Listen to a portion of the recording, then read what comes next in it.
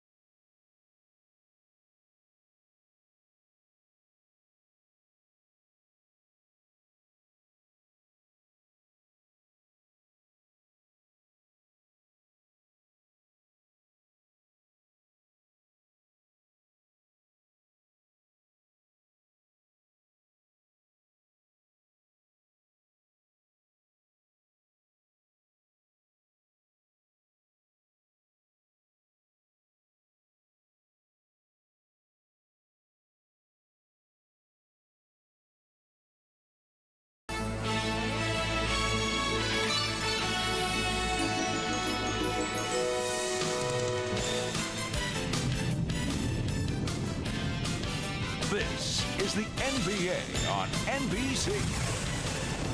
The 1999 NBA Finals. The Alamo Dome in San Antonio is approaching a madhouse. Nearly 40,000 on hand to watch their Spurs, the NBA's best team over the course of the season, take on one of the league's biggest surprises in many seasons, the New York Knicks, with the NBA championship at stake. Hello, everybody. With Doug Collins, I'm Bob Costas. Welcome to Game 1 at the Alamo Dome. First item of business, Larry Johnson, listed as questionable with the sprained right knee, will not only play tonight for the New York Knicks, he will start Game 1. Jim Gray will have details on that in just a few moments. But even with Larry Johnson in the lineup, the Knicks are overwhelming underdogs. How do they make this thing competitive, or to take it a step beyond that, pull off what ultimately would be the biggest upset in the history of the NBA Finals? Bob, first of all, they must continue to play great defense. Their opponents shooting under 40% in the playoffs. Then they must get great play from Latrell Sprewell and Allan Houston. These guys have been terrific. The slashing, the speed, and the quickness of Sprewell. The sweet shooting of Allan Houston in the low post with a little fadeaway, and the aggression going to the basket and drawing the three-point play. These two guys must score. And then the X factor, the guy who has changed their team, Marcus Camby, off the bench, instant energy with his defense and easy scoring. He's been great on the offensive backboard with his tips and his second shot opportunities, and then his shot blocking has triggered the Knicks running game. They need him to play well, and he must stay out of foul trouble, Bob.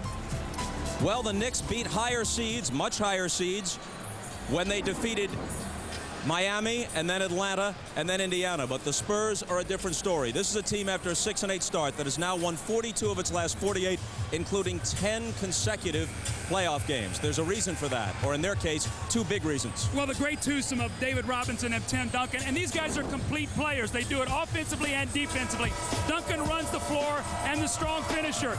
You throw the ball in the post to him and the double team, you kick it out in the open three-point shot. And David Robinson, his quickness and ability outside on the floor, the quickness, the drive to the basket, and the finish, and then the great shot blocking. They take away anything in the lane. It's going to be vital for the Knicks to be able to meet the mid-range jump shot. And the Spurs have seen it all, Bob, defensively. In round one, it was Avery Johnson, almost 20 points a game. In round two, Tim Duncan at 29 and Robinson at 18 against Portland. They're poised, confident, and playing the best basketball of the season, Bob. The opening tip for Game 1 is just a few minutes away. When we come back after this break, Hannah Storm and Peter Vesey will join us, and they will be with the man who is now officially the new coach of the Lakers, Phil Jackson.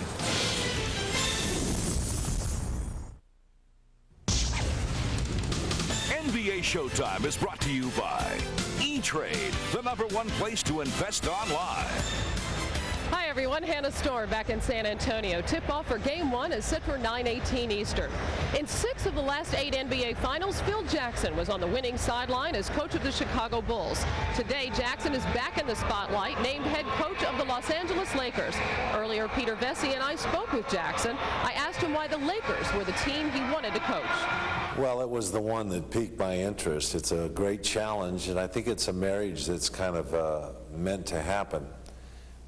For a number of reasons. Obviously, I didn't feel capable at this time to work 7 days a week, 20 hours a day for 52 weeks a year building a team. I didn't want the power or the situation that would put me into that kind of work grind routine.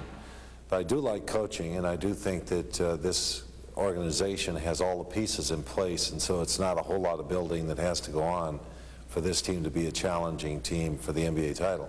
Are you eager to have a chance to show that you can win and win championships without Michael Jordan? No, that's not why I'm here, Hannah. I don't even want to cast any kind of idea about that being the challenge of being here. The reason I'm here is because, I think it's a great fit. I think this is a team that has shown that they need direction. They came apart a little bit at the seams last year. They can play better than they are, and they're dying for some organization on the court. Michael Jordan has said that he wouldn't play for any coach other than you. He has not 100% closed the door on leaving basketball. Is it a possibility that he could be in Los Angeles at some point? Very slim. Unfortunately, that the chances of Michael coming back, Dennis coming back, maybe even Scotty being here are very, very slim, even though I'm sure they'd be welcomed. Dennis obviously not so much, but Michael and Scotty. But I don't think those are realistic things to talk about. Why wouldn't it be realistic to think about Michael Jordan? Because of the money situation? I think Michael's retired, and I'm going to have to talk to him about how his retirement's going. I think he's retired. He's he's moved his weight equipment out of his home. He's kind of moved into a different form of life, and I think unless he really feels strongly about coming back, I think he's pretty much set on the idea that this has been it for him. Phil, the Lakers, one of their biggest or most conspicuous problems was lack of leadership. Mm-hmm. When do you get to the point of going to Shaquille O'Neal and telling him, look, you've got to make the commitment first in order to be the leader? I think this team has had a leadership void. I think they need someone to step up. Kobe's a young kid. He hasn't been able to do that yet. But he shows the potential of being a player that has those skills. And Shaq has those skills through the action that he takes on the court. How to mesh those together to make the team purposeful and one-minded is what it takes from a coach. Bill Walton is joining us for the finals. Bill, is this all the Lakers need to return them to championship level? Hannah, what's taken them so long? After another wasted season, the Lakers finally have a coach who can make Shaq run back on defense, who can keep Kobe from playing 1-on-9, and will realize that Glenn Rice is just not the right fit. But it all comes back to Shaq in the end. You can have John Wooden, Jack Ramsey, and Red Auerbach. Unless Shaq listens and learns from Phil Jackson, the Laker problems, Isaiah, are not going away. Bill, Shaq is not the problem. The problem with the Lakers has been wisdom and experience. And with Phil Jackson, they add those two things to the bench, which will make it easier for this Laker team to develop and grow. All right, now to the matter at hand, the finals. Who do you like? Well, you got to look at the Spurs and say you like them, but I like the Knicks only if they start Marcus Camby in the starting lineup. My basketball roots are all ABA, red, white, and blue, but I'm ashamed to say I'm picking the Knicks. Obviously, I'm a homer. This is a bigger mismatch than the Alamo. Are we to take that as you're leaning towards the Spurs? Okay, game 1 of the NBA Finals between the Knicks and the Spurs coming up. The player introductions and the tip-off next. The NBA Finals on NBC continue right after these messages.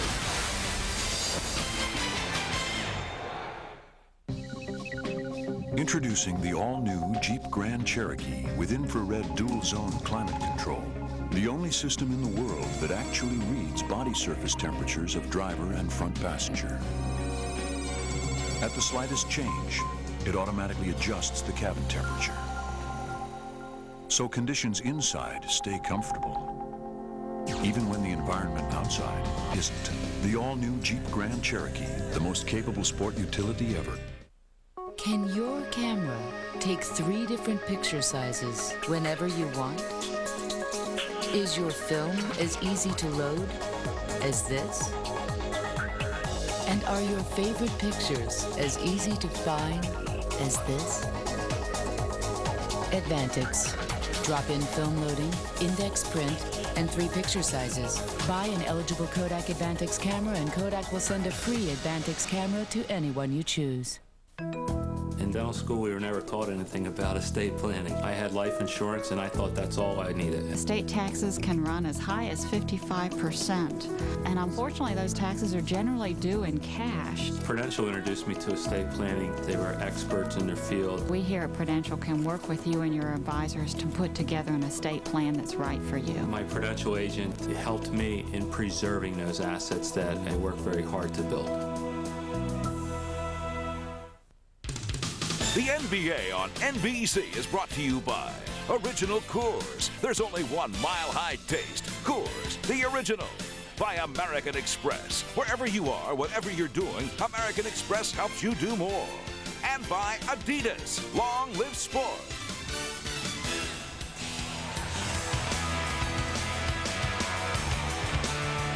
Good evening, ladies and gentlemen. I'm Stan Kelly, and welcome to the Alamo Dome for Game 1 of the 1999 NBA Finals. First, the starting lineup for the Eastern Conference champion, New York Knicks.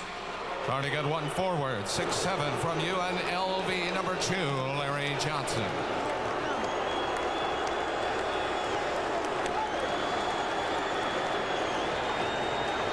The other forward, 6'5", from Alabama, number 8, Latrell Sprewell.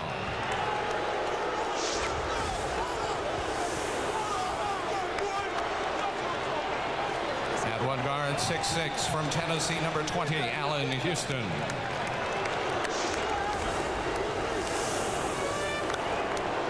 The other guard, 6'2", from Florida State, number 21, Charlie Ward. And at center, 6'11", from Yale, number 14, Chris Dudley. Head coach for New York, Jeff Van Gundy.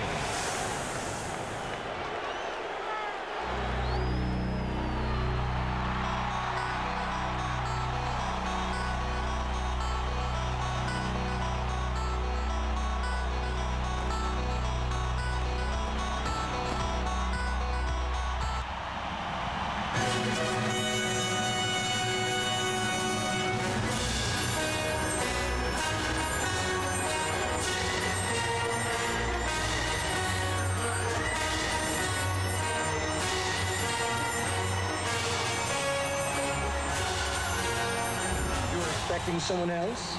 Y'all ready for this? And now, ladies and gentlemen, off your seat and on your feet, introducing the Western Conference champion, San Antonio Spurs. Starting at 1 forward, 7 foot from Wake Forest University, number 21, Tim Duncan. The other forward, 6'8", from Arizona, number 32, Sean Elliott.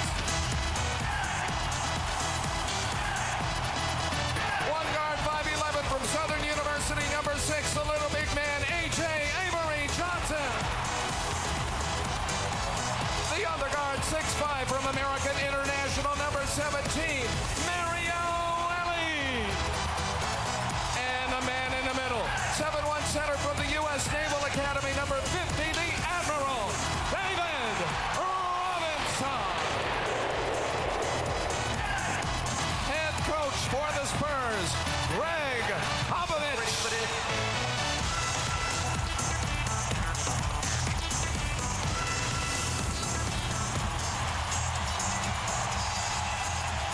This will not be the biggest crowd in NBA Finals history.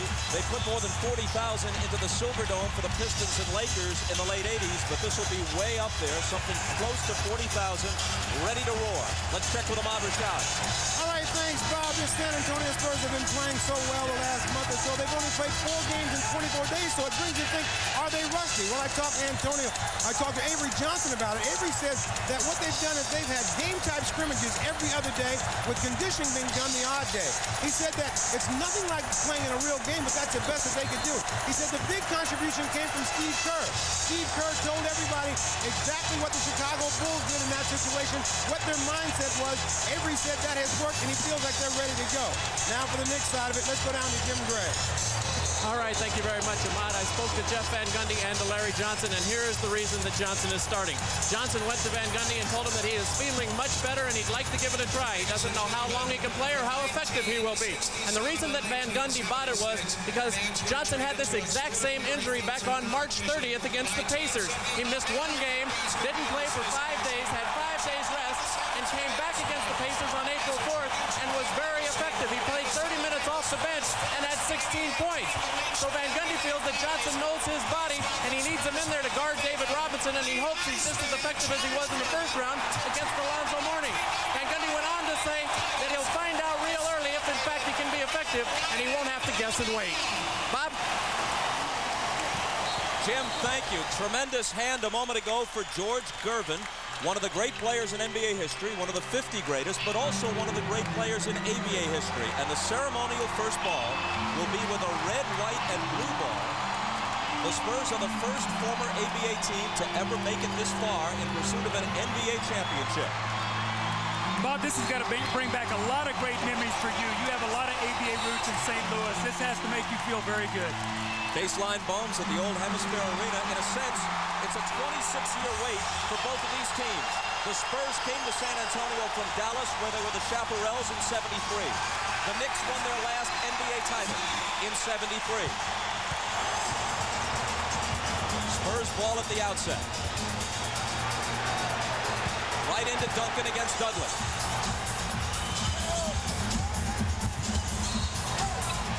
And an illegal defense is going to be called right off the bat.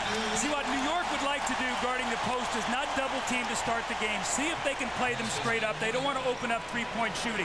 But if they get some fouls, they're going to have to double team. The officials are Hugh Evans, Steve Javie, and Bennett Salvatore. Duncan, off the glass. That's the completeness that we talked about, his ability to step out on the floor and make that little jump shot off the glass. That's his shot. Ward around a Johnson screen. Now Houston against Ellie. Ties it at 2. What great confidence Allen Houston is playing with, coming off a 32-point game in Game 6 against Indiana. That little medium-range jump shot's the one he's going to have to take.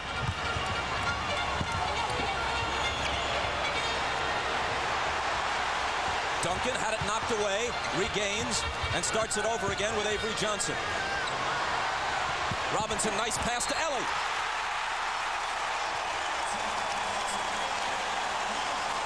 The basket and one. The foul is on Houston. When you talk about David Robinson and Duncan, they can do it all. They can pass, and a great pass. Mario Ellie cuts to the basket. Allen Houston got caught peeking at David Robinson. The nice back cut against the vision and the three-point play. The Knicks won Game 1 on the road in each of the 3 previous playoff series, at Miami, at Atlanta, at Indiana. This is a team that won only 8 road games during the regular season. They've won 6 away from home in the playoffs. Johnson finds Dudley. Robinson with a hand on it, but a foul. That's where Dudley's going to have to be effective, Bob. He cannot shoot the ball from the outside. But as Larry Johnson drove to the middle, David Robinson came over to help. Dudley flashed right to the front of the rim. Now, the problem is he's a very poor free throw shooter. You deal in understatement, my man. He is the worst career free throw shooter in the history of the NBA at 46%. He literally talks to himself at the line, muttering high and straight each time he steps up. But as you see over his career, he's nearly made Wilt Chamberlain look like Rick Barry.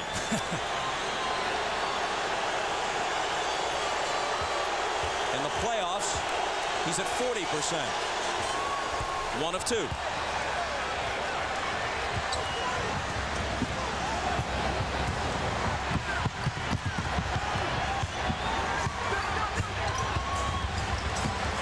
Johnson looking for Robinson. Dudley broke it up. Out of bounds off the Knicks. New York plays great weak side help, Bob. They're not a great shot blocking team without Camby. He changes the game, but they do a nice job of helping when you get cutters coming from that weak side.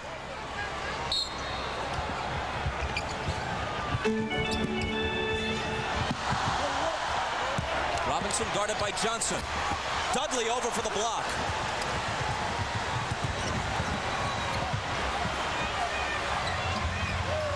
Sprewell's first touch, first shot, off the back iron. Rebound Duncan.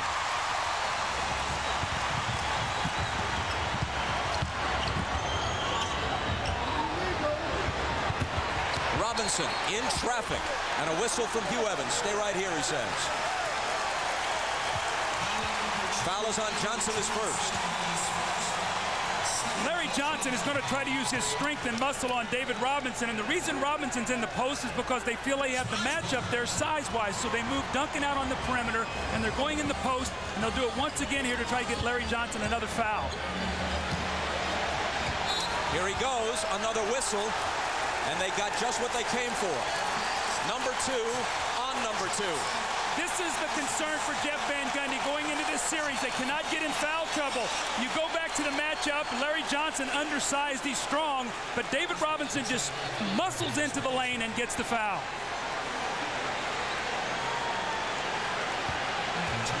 And this is going to bring Kurt Thomas off the bench.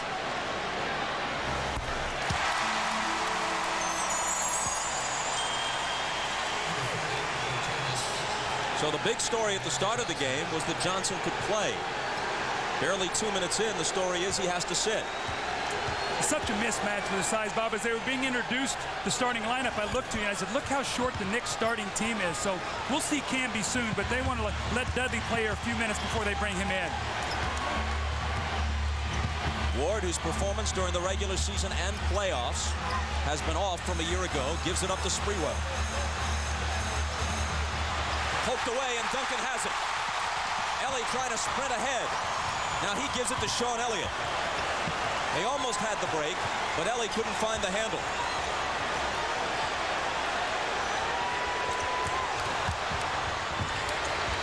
Duncan. Elliott. Missed what would have been a 2. His toe was on the line. Here comes Sprewell, most dangerous in the open court, but he loses it to Avery Johnson. And a New York foul. You can see what New York wants to do. They want to push the tempo, but 2 quick turnovers by Sprewell. He has a tendency to get careless with the basketball. And that's what he did there. He picked up the foul, but it was good because Robinson was down at the other end. He would have had an easy dunk had he not taken that foul. Spurs lead at 6-3. Robinson. The rebound to Thomas.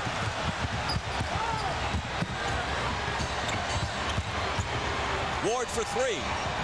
Can't tie it. Rebound chased down by Elliott.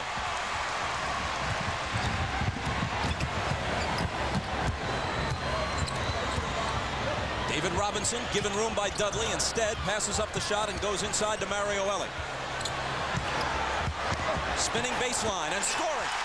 They found the mismatch. Charlie Ward was caught on Ellie. Great patience that time. I really like the way San Antonio has started here, Bob. With all the time off, you expect them to come out and maybe be frenetic. They have been anything but that. Very poised.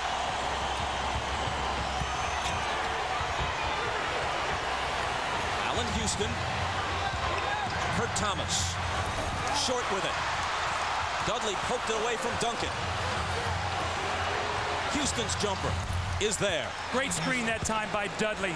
Stepped over and freed Allen Houston. Allen off to a great start.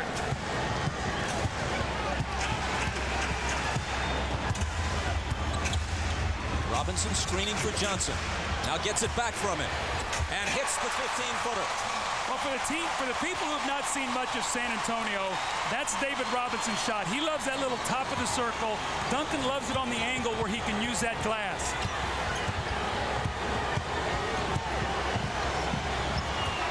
Here's Sprewell on the move.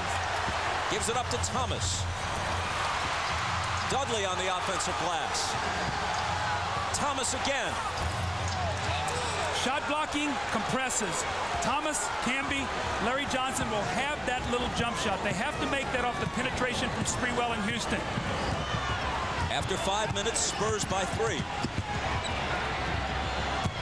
Robinson. Contact as he cut through the lane. Could have have been a three-point play. Instead, he'll come to the line for two. You feel the mismatch. You look inside. Great patience. Ellie takes it to the basket. High over the shot-blocking arm of Kurt Thomas for the score. And then David Robinson fading out and shooting that little jump shot. He makes this one, and it sets up his next play where he drives and gets fouled.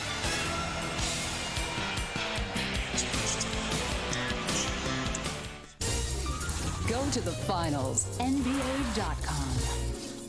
Some say I'm laid back, but when I see a crowd of thirsty fans, I am Beer Man. Delivering frost-brewed Coors Light faster than the cold of the Rockies. Hey, Beer Man. Rising to any occasion to quench even the greatest beer thirst. Beer Man is on the case. How you doing? Hey, Beer Man. Drink that. Beer Man, you the man. But that's my date. Oh, just, keeping it cool for you, my brother. Coors Light! Coors Light! Why are you talking to the Beer Man? Coors Light! A computer confronts failure. Failure attacks. An opposing force neutralizes failure, reversing its energy, rendering its intentions useless. Running the unstoppable Windows NT. The HP Vectra PC with Pentium 3 processor.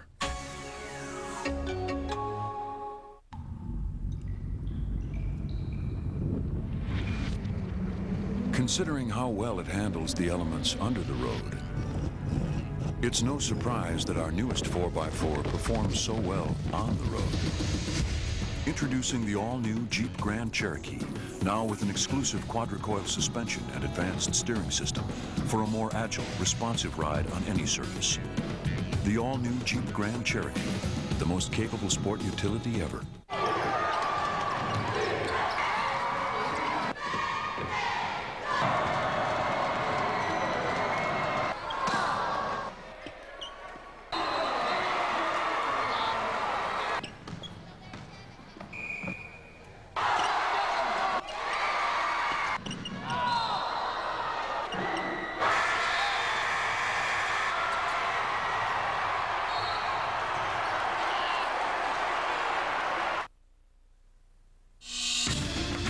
Mario Elie has brought heart to every team he's played on, including 2 NBA champions in Houston.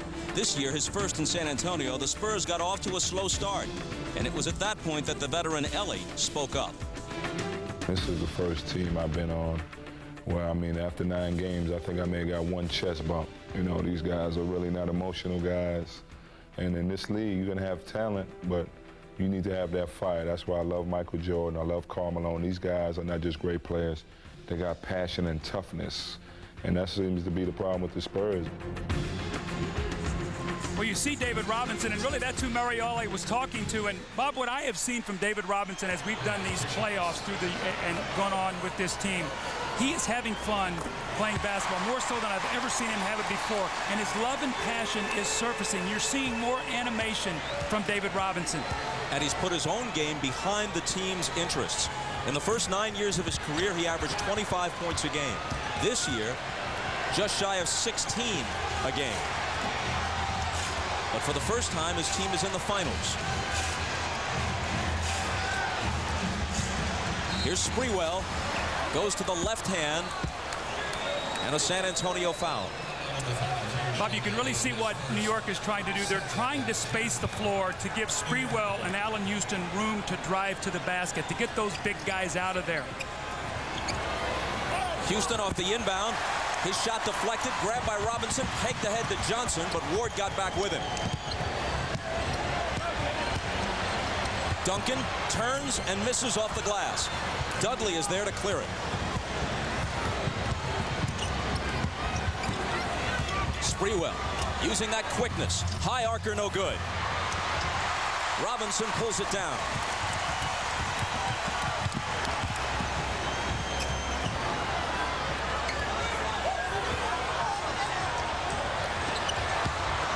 Johnson's pass knocked away. Houston comes out of the pack with the steal. They run the break, and Ward finishes it. That's when New York is at their best, forcing turnovers and running. A great job by Kurt Thomas fronting the post and knocking that entry pass away from Tim Duncan. Knicks to within a basket.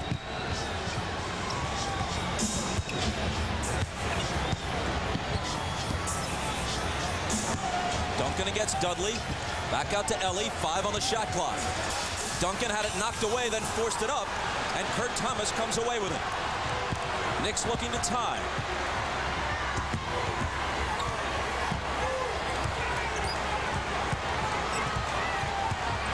It's Ward.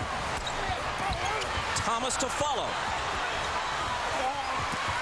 And Robinson takes it. Avery Johnson all the way to the hoop, tripped up. And the foul will be on Ward. Bob, my concerns right now, if I'm San Antonio, New York is doing a great job on the offensive board. Kurt Thomas has got a second shot. Chris Dudley's got a couple. Now, the one thing that is going to sustain San Antonio through this period of time, New York already in the penalty, so they're shooting free throws the rest of this quarter. They need to take advantage of that. Avery Johnson shot 57% at the line this year, the worst of any guard in the NBA, but he upped it to 70% so far in the playoffs. Let's check with Jim Gray.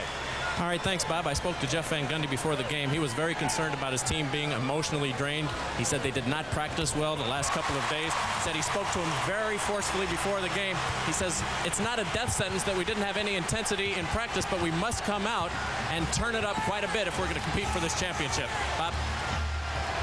Jim, thanks. How would you judge the New York intensity so far, Doug? I think it's been very good. They're moving the basketball. Wide open shot here from Charlie Ward. You got to knock those down, but they're doing a good job here to start. Ward got a great look at a three and couldn't hit it.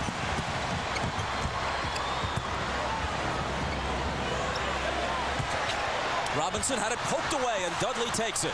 Here comes Sprewell. Duncan with him. Spree explodes to the basket and gets the roll. See, that's what you got to do. You can't flip the ball at the basket. You got to go right at that shot blocker and make him commit. That time, Tim Duncan backed away. Duncan with the reverse. Just a matter of time if he's going to be single coverage down there to get his feel of what Dudley's doing against him. Then he'll counter and do just what he did there, get the basket. Sprewell. Wow, what a shot over Tim Duncan. How about the quickness at first? Little ball fake, quick flash, then he pulls up, stops on a dime for the high arcer. Robinson inside, but missed it. Boy, Dudley, a nice job there. That's his second block shot, and it leads to a quick, fast break from Houston. So right now, New York has to be very happy, Bob. They're doing a good job defensively. They're getting out and running. They're getting some second shots. Jeff Van Gundy has to be very happy right now. Game tied at 15. Greg Popovich is not happy. He wants a timeout. 3:38 to play in the first. The steal from Kurt Thomas, the knockaway, and Dudley throws the ball ahead, and Mr. Energy, the one-man fast break, Latrell Sprewell, takes it right at Duncan and gets the kind roll. And then Sprewell once again, look at this little medium range shot. They're not going to let you get all the way to the basket. What a tough fadeaway over Duncan. And then Allen Houston again with that little pull-up. So the Knicks have the idea here. We might not be able to get all the way to the basket. We see the defense, we pull up, and we take what's given to us. One of the 50 greatest players of all time on these two rosters will finally have his weight end and will receive a championship ring. If it's Ewing, it won't be as an active participant. David Robinson is on the team that's the overwhelming favorite to do it. Marcus Camby making his first appearance in the New York lineup after a little more than 8 minutes of the first quarter. Here's Duncan, surrounded by 3 defenders and a foul. Remember in the open I talked about Marcus Camby has been playing terrific basketball. What he's done, this is a cheap foul, Bob. You cannot reach in. You got to stay big, get the hand up, and make him shoot out over an extended arm. So Marcus Camby comes right in and picks up a quick foul. Jaren Jackson and Malik Rose are in for San Antonio. David Robinson and Sean Elliott are out. When I talked to Jeff Van Gundy yesterday, one of the things he talked about was we got to keep San Antonio off the foul line. What it enables them to do when they shoot free throws, they can get their defense back and get set against us, and now we have to work hard to score, so we've got to limit their free throw attempts. San Antonio leading 17-15, 7 of 9 from the line so far in the first quarter.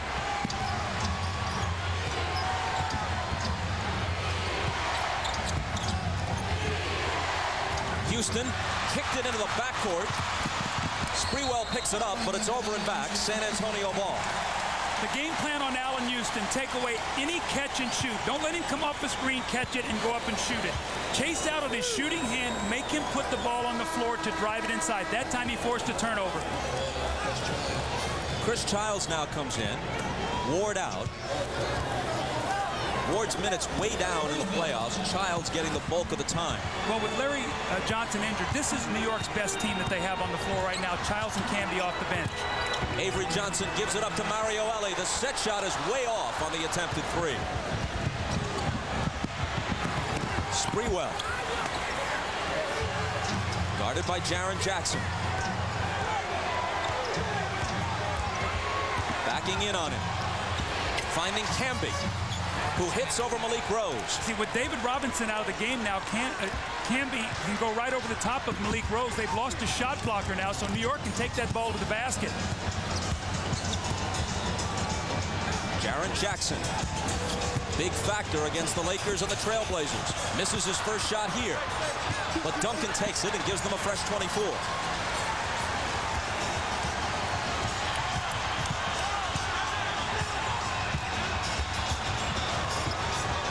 Malik Rose can't knock it down. Up and over the glass. New York ball. Latrell Sprewell orchestrates his whole play. He backs it out till he gets the double team. He tells Camby, cut to the basket. He sees Malik Rose. He said, I can go right over the top of him, and he scored. But Latrell Sprewell orchestrates this whole thing. He sees Duncan. The minute he comes, Camby cuts to the basket. No David Robinson. They get a layup. And you're watching the NBA on NBC.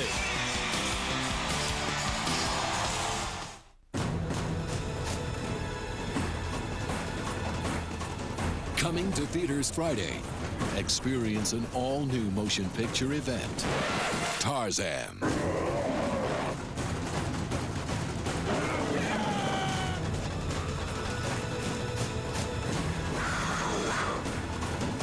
Walt Disney Pictures proudly presents Tarzan. Starts Friday.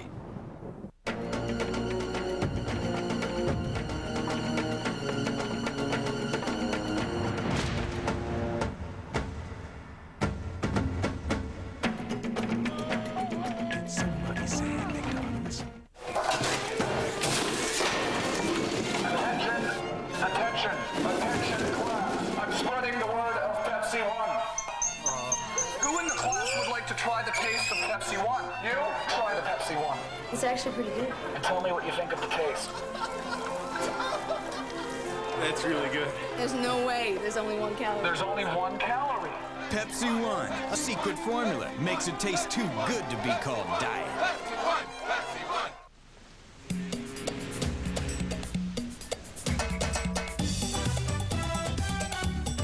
Looks like one vacation is just more fun. We guarantee it. Carnival, the most popular cruise line in the world. Among the vast array of transportation options, some of the greatest can be found here. The Chrysler and Plymouth minivans. From the luxurious Chrysler Town & Country to Voyager, America's lowest priced minivan with air and room for 7. We've got America's largest choice of minivans. Chrysler. We made the minivan what it is today. Now get $1,000 cash allowance or 1.9% APR on any Chrysler minivan. Are you paying as much attention to your money as you are to this game? We are. The Final Word on Wall Street. Business Center. Weeknights at CNBC. You must get defensive stops, deflections, the fast break. New York 6-2 to start the game. This is when they're at their best. Early offense to beat the defense back down the floor. Charlie Ward, a much-needed layup for his confidence. Sprewell, the speed and quickness, the energy to finish. Allen Houston, the little pull-up jump shot. And when I talked to Greg Popovich, he said one of the things we must do is get back against their transition game. Game 1, they win +14. Game 3, +12. Game 5 and 6, they win 29-7. That's when they're at their best. Steve Kerr in the game for the first time for San Antonio. He's on Chris Childs. Sprewell driving on Jaren Jackson, but he's rejected. Into the hands of Childs, though. He finds Thomas underneath, and Thomas is clobbered. I think they're going to call a flagrant also. They took him down. Jaren Jackson and Rose went up, came down and hit him in the head, and normally any blow to the head, they'll call a flagrant. So you get up in the air, Kurt Thomas gets his man in the air, actually gets Jackson, Duncan, both in the air, and Jackson takes him down, and they're going to call the flagrant. That's 2 shots in possession. That's a flagrant 1.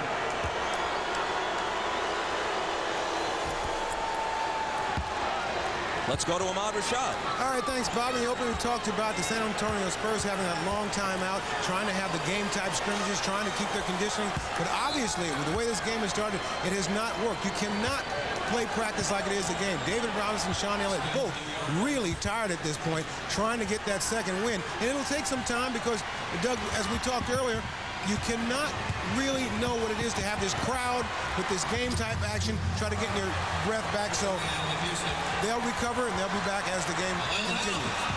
Rust is not a problem for Allen Houston. He continues on the roll he was on when they finished off the Pacers.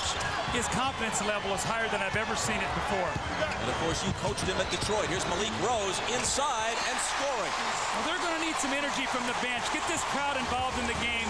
As Ahmad talked about, let the team get their second breath before they bring them back in.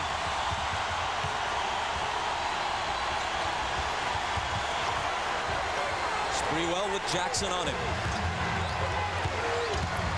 Spinning to the baseline and converting on the reverse. Wow, Latrell Sprewell's off to a great start. That energy and quickness, Bob, you could never put a premium on what high-energy, talented guys bring to your team.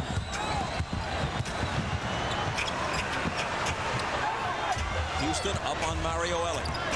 Slips past him, finds Jaren Jackson alone. He misses the 3. It's taken by Childs.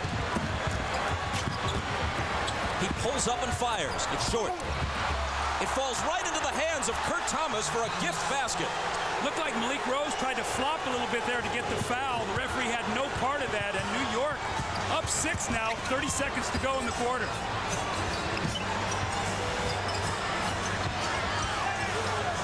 Elie the lob to Duncan. Between 2 defenders, he puts it in. How about the catch? How about the catch and the ability to come down as that big guy and lay the ball in the basket?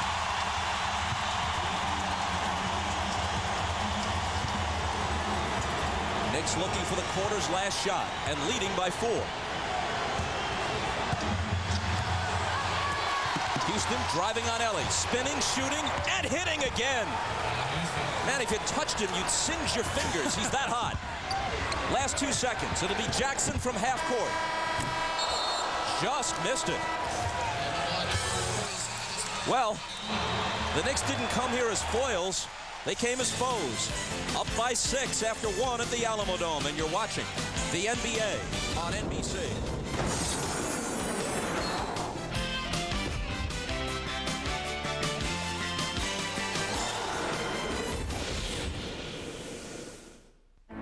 The Flying Mile. Race fans gather at Daytona's Flying Mile. Winning Daytona shows that the 300 is a spirited, full-blooded automobile with impeccable road manners. Chrysler 300M, born like its ancestors with the most horsepower in its class. No other car delivers this much motoring excitement. She's a regular firecracker. And now, Motor Trend 1999 Car of the Year. I'm the luckiest man alive.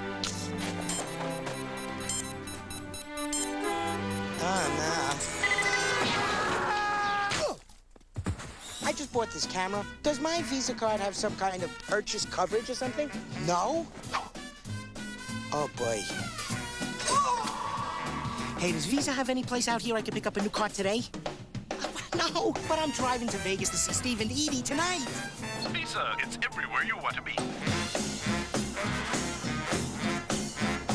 Wow!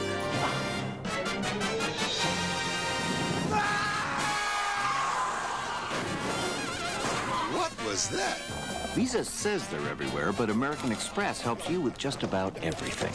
Okay, yeah. You think we should get help? Nope, I got it. Apply now. Call 1-800-THE-CARD. Unbelievable. Unbelievable.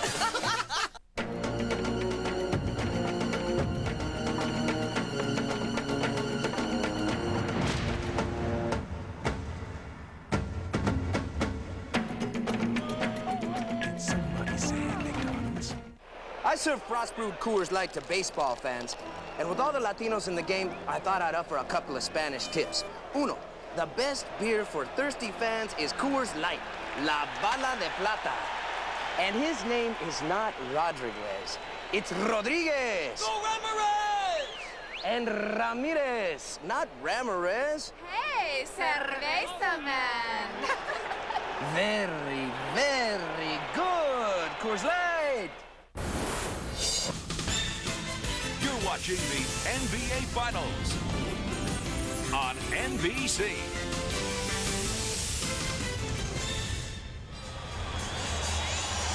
On the question of rest versus rust, over the past 20 years, 9 teams have taken care of business quickly enough in the conference finals that they had a week or more of rest going into the final.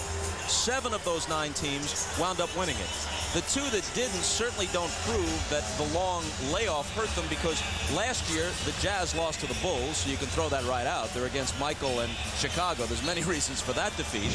And the other one was the '89 Lakers, who had won 11 straight playoff games, and then in Game 1, Byron Scott and Magic Johnson both got injured against the Pistons and were out for the rest of the series, and Detroit swept them. Knicks up by half a dozen as we start the second quarter. Sprewell can't increase it, and Duncan takes the rebound. Bob, the slow start, though, really doesn't surprise me. I think rest really comes into play once you start getting into a series. I think it always pays dividends. Maybe it hurts you in the short run, but not the long term. Duncan into the lane, pull-up jumper, good. Now, how about that play? Tim Duncan, pump fake, drives in the lane and pulls up. Now, this guy's 7'1" and probably weighs about 260 pounds. Is he the best player in the league? He is to me. He's the most complete player, defense and offense. I don't think he has a weakness in his game. Houston off with the long attempted 2. Back come the Spurs, trailing by 4.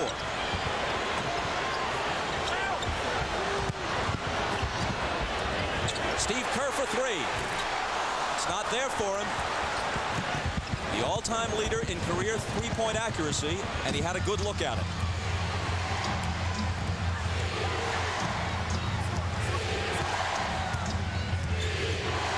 Childs pounding the dribble into the floor, now finding Sprewell. Out to Kurt Thomas. Childs again. Shot clock winding down, and a foul. It's on Duncan, his first. Meanwhile, Larry Johnson, who committed 2 quick fouls and went out after just over 2 minutes of the first quarter, returns. Well, it'll be interesting to see how he comes back in after getting warmed up, maybe getting a little stiff on the bench with that leg. But Kurt Thomas sits down and Sprewell, so now you have sort of a bigger, slower New York team. Look for them to continue to go through Allen Houston, this team on the floor. What did Kurt Thomas do while he was in there? 6 points, 7 rebounds, 2 steals. Houston is tripped. Jaren Jackson is hit with his second foul. Allen Houston, as I watch him play here, Bob, one of the things that really registers to me is all his career he's heard what a great player he could be. I think it's finally registered to him. I'm a great player, and that's the way I'm going to play. What confidence he's playing with. Johnson backs in on Elliott. Ball knocked away. Camby trying to save it, but it winds up in San Antonio's hands. Jaren Jackson eyes a 3.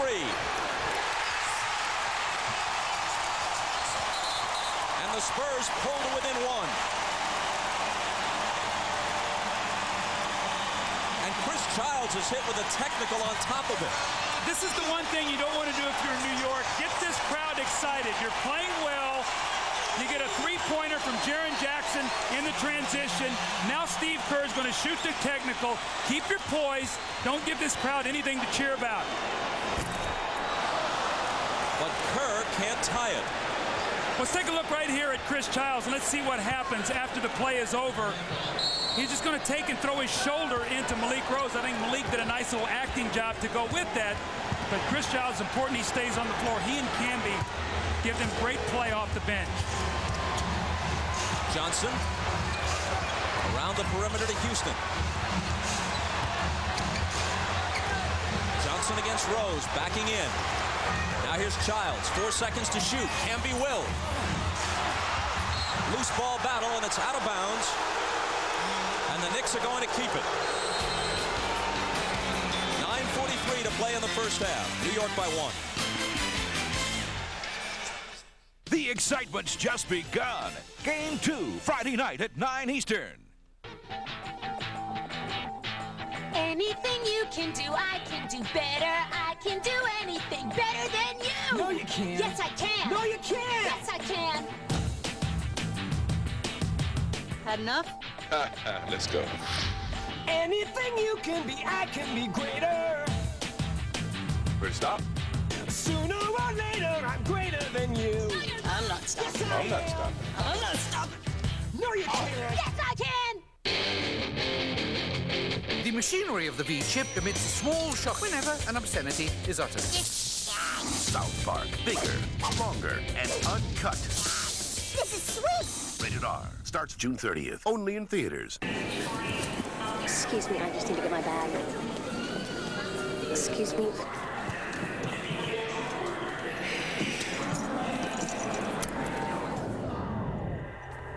Excuse me.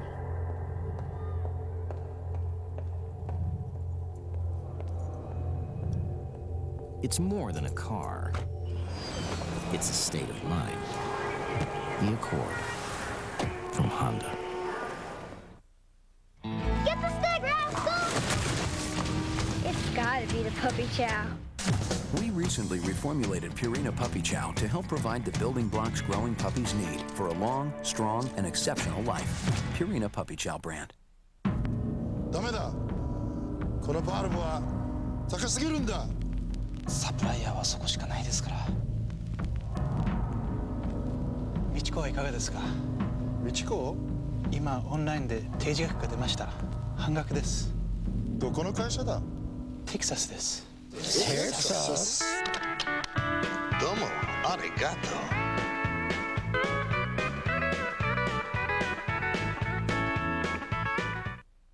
The NBA on NBC is brought to you by Gatorade Thirst Quencher, helping you play longer and stronger when it counts the most. Gatorade, is it in you?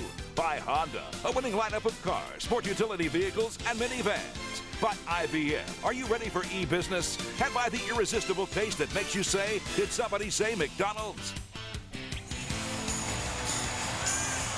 We talked in the open the importance of Allan Houston and Sprewell scoring points. Allan Houston off to a great start, 10 points, and he's doing it in a variety of ways. The little medium-range pull-up jump shot off the screen roll. He drives it, fields Tim Duncan, pulls up over the outstretched hand, and then this little floater in the lane. So once again, the great confidence, and he and Sprewell have really energized this team to start this game. And you see Allan Houston getting better as the playoffs go along. Had a great series against Indiana, outplayed Reggie Miller, and also did a great job on the defensive end against him, going to 3 of 18 in the deciding Game 6. 10 points for Houston so far in this one. We're early in the second. Jaren Jackson intercepts Dudley's pass, cutting in front of Johnson, takes it to the hole and misses. Gets it back, finds Avery Johnson, and he decides he'll set it up. Jackson for 3. And as they battle for the rebound, there's a loose ball foul. And it's on Malik Rose, his first. Larry Johnson did a very smart play on that fast break, Bob. He was back. He couldn't take the foul because he already has 2. He would have had to sit down with 3. So he just sort of put his body up against him and forced him to take a tough shot, and he missed it. He seems to be moving and jumping pretty well, speaking of Larry Johnson. I think as the game goes along, he'll feel more trust in that leg. Bob, if you hurt a knee, if you've never done it before, it's a strange feeling. I've done it, and it feels like you're just off balance. The thing is not stable, and the more you can go, the more you trust it, the better you'll be. Camby against Elliott. Spinning on him, but it looks like a foul or an illegal defense beforehand. Illegal defense. Each team has been hit with 1 illegal defense warning. On the second, a technical is shot. See, Camby's in the game right now. He's playing as a small forward against Elliott. Let's see if they go back and try to post him again.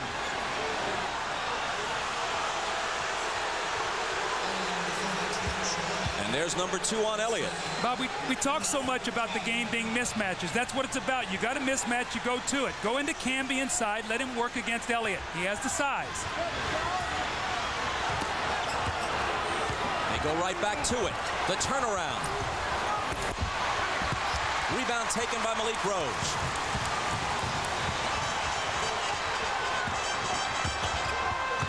Jackson's pass intended for Robinson, broken up and stolen. Houston. Feeling it, but it won't drop. And a foul on Camby as he tries to get up on the offensive glass. Little push in the back that time by Marcus Camby. That's his second foul. And again, we talked in our open, he's got to stay out of foul trouble. He's in the lane. Rose has inside position. He extends both arms. You're going to get that foul every time. You know, you get Kurt Thomas in foul trouble, maybe. Larry Johnson, maybe. You can't play Chris Dudley down the stretch of close games because he's such a poor free throw shooter. Ewing is in street clothes, but the way things are going for the Knicks, Herb Williams at age 41 will come off the bench and score 20. Well, see, I think that's one of the reasons why San Antonio is not panicking right now, Bob. They realize it's a 48-minute game. They want to try to wear New York down. They know they have a depleted front line. Don't panic. Just keep playing. Keep wearing them down. Foul was on Chris Childs a moment ago, his first. New York's going through one of those droughts that they go through after a 27-point first quarter. They have not scored in almost 4 minutes. Robinson is hit as he cuts to the basket.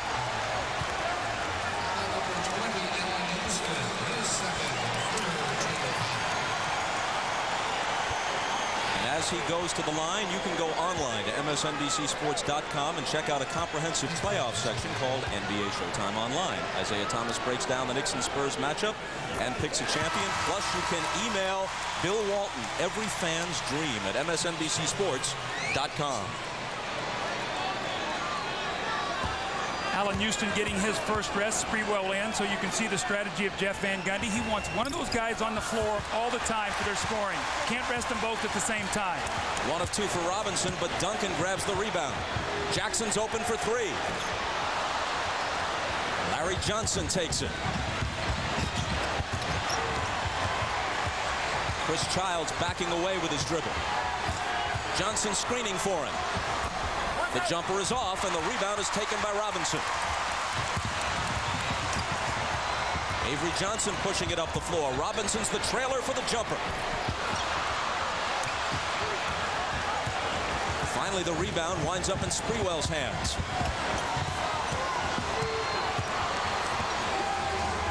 After 4.5 minutes of the second quarter, the Knicks have been blanked. Johnson into traffic, and a foul called by Bennett Salvatore. It comes before the shot. It's on Jerome Kersey, his first. For people who have not seen a lot of San Antonio, I think there's this perception out there, this is a half-court team. Bob, they would like to run too. In the LA series, they ran and they scored big points, so they want to run back at you. So don't get the feeling here that this is New York style of game necessarily. San Antonio wants to run also. Spurs are over the limit already in the period. And so Johnson shoots.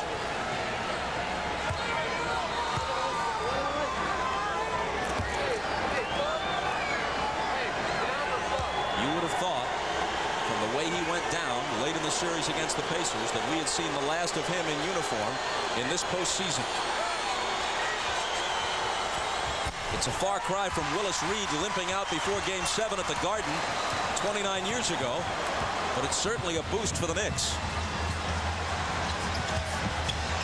The unexpected early return of Larry Johnson. Here's Jaren Jackson on the move, and Steve Javie spots a foul. It's offensive against Jackson.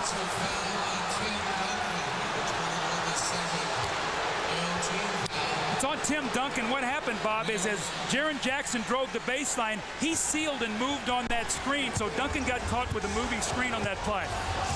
And that's Duncan's second.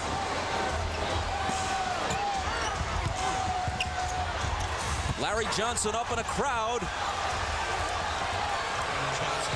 And the Knicks with a 3-point lead at 30-27. You cannot let Larry Johnson spin. He wants to spin back to that strong hand away from the shot blocker. You must keep him going in the same direction when he tries to post up. That was their first basket of the period. They only a free throw prior to that in this second quarter. There's foul number 3 on Marcus Camby. Larry Johnson loves to set you up. Drive in the middle, have you cut him off, and then he loves to spin back off your body. Watch him as he gets his position. Kersey will drop, he'll spin off his body and go away from the shot blocking, the pump fake, the kiss off the glass. They need Larry Johnson.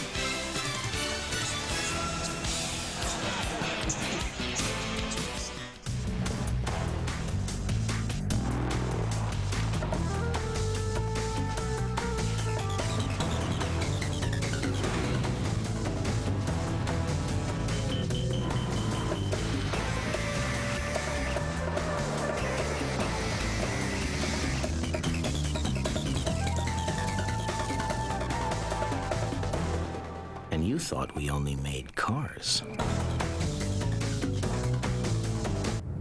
Welcome to Hill House, everyone. Don't you love it here? These are its bones. There's something about the house that I didn't say. This is its skin. There. These are its eyes. Won't you come in? Liam Neeson, Catherine Zeta-Jones. The Haunting. This film is not yet rated. Starts Friday, July 23rd.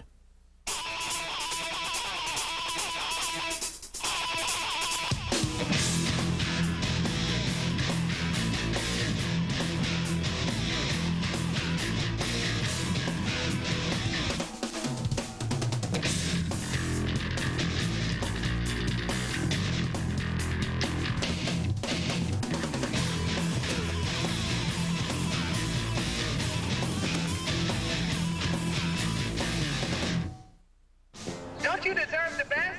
People, choose wisely. July 14th is the inaugural WNBA All-Star Game, and the fans determine who plays. You just check the player's name off on the ballot. Here's C. Cooper. Nice shirt. Is that Italian? Vote Cooper. Vote Cooper. Or you can go to WNBA.com and vote online. Here, have a button. There you go. Up, bring that elbow in.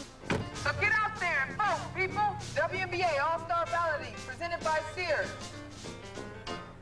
Golf's greatest championship, the U.S. Open, begins Thursday at 3 Eastern, featuring Woods, Norman, Love, and more. The U.S. Open on NBC. Andre Agassi, he shocked the world, making history in Paris. Now the Las Vegas showman plays the most prestigious stage in tennis, Wimbledon, on NBC. Welcome back to San Antonio. I'm Jim Gray. Larry Johnson is now playing in the game with just the rubber padding around his right knee. He started the game and came out for warm-ups in what's called a medial collateral ligament brace. There you see it. He took it off on his own. Dr. Norman Scott said he advised him not to take it off, but Larry said he was uncomfortable, felt sufficiently warmed up, and now he is playing without it. Dr. Scott said in the newspaper earlier that that would prevent further injury to the medial collateral. However, Larry Johnson is now at some risk, but he feels this is what he has to do to compete. Bob? Jim, thanks. Spurs ball. They trail by 3. David Robinson cuts it to 1. That little isolation play, they love to bring David Robinson out to that free throw line extended and let him use his quickness. That time he scores against Kurt Thomas.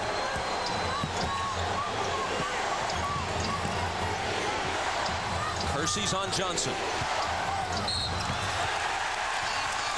And Johnson picks up his third as he's hit with the offensive foul. Foul trouble is really going to hurt this New York team. They are depleted on the front line. Kersey reads the play beautifully. That's Larry Johnson with 3. We also know that Camby picked up a quick 3. This will really hurt the New York Knicks. Johnson has logged just 7 minutes of playing time, and he sits with 3 fouls. Now Mario Elie checks back in for the Spurs, and Kersey goes out. Little pressure in the backcourt from Childs. Duncan comes back, sets a screen for Avery Johnson, and he comes across.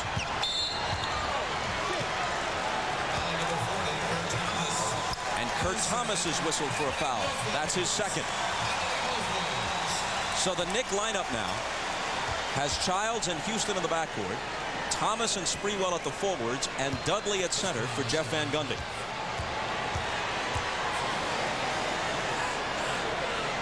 Prior to this year, David Robinson had played in 62 career playoff games and scored 20 points or more 45 times. This year, he's topped 20 points only twice in 12 playoff games, as the focus of the offense has shifted to Tim Duncan as the first option. When David Robinson scores big, he normally does it by getting to the free throw line a lot. You're seeing that in the game tonight. Drawing, getting contact, getting to the line.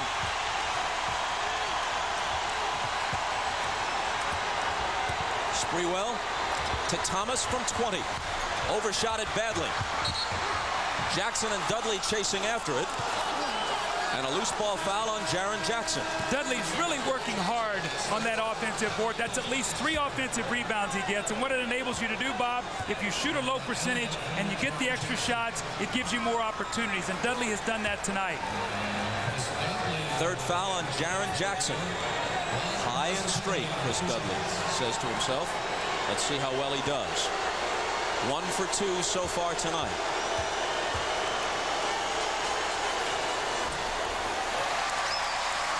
Tomorrow on NBC, America's funniest night of television. Must-see TV Thursday starts at 8, 7 Central with Friends. Then Jesse, Frasier, plus Will and Grace and ER. A great night. Must-see TV tomorrow night on NBC. You know, Bob, the ironic thing about the New York foul trouble right now is you would expect Chris Dudley to be a guy who normally picks up quick fouls. He has none. It's been Camby and Larry Johnson tonight that's gotten the fouls. Even at 31, Avery Johnson finds Duncan open. Can't untie it, and the rebound to Thomas.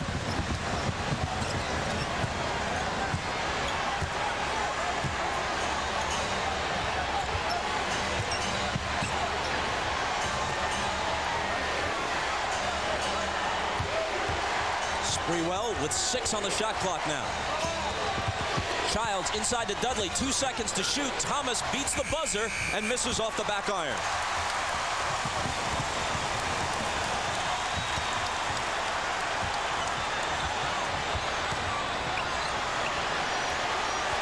David Robinson. And the rebound to Dudley. Sprewell pulls up and gives New York the lead. Oh, that's a 1-on-4. You're talking about confidence. He just comes down the floor and lets it go, but that's the way you got to let Sprewell play. You can't restrict him. He'll make some bad plays, but he's going to give you a lot of positive energy, and he's scoring very well right now. Childs all over Avery Johnson, runs him into a Duncan screen. Now up top to Robinson. The Admiral on the drive. And a foul on the play. It will go against San Antonio. It's Robinson's second. Again, the one-man fast break. Chris Childs, throw ahead to Sprewell, let him go to work. You see 4 white jerseys back there. Elliott with a hand in the face does not bother Latrell Sprewell. Ellie went for the steal. That left Houston open. Got to square him up. The way Allen Houston is shooting, you cannot give him those easy looks. And right now, New York is in a very good rhythm. They're going through Sprewell and Houston. The only thing that could really hurt them is foul trouble right now. Ellie against Dudley. Slings it back outside to Duncan. And Duncan lays it in. Looks like Dudley hurt his wrist on that play, or his elbow. They can ill afford another big guy to get hurt right now. He gets to his feet and joins his teammates, but Jeff Van Gundy's taking no chances. He asks for time.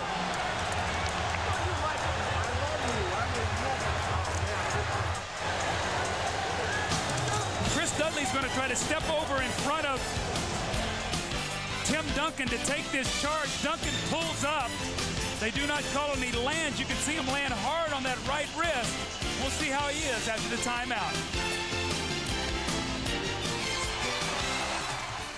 Rock, paper, scissors, says shoot. You go. You go. I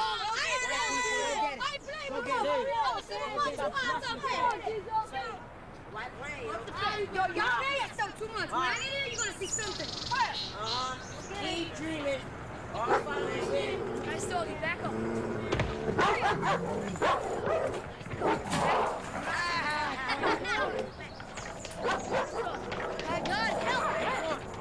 I'm going to bed.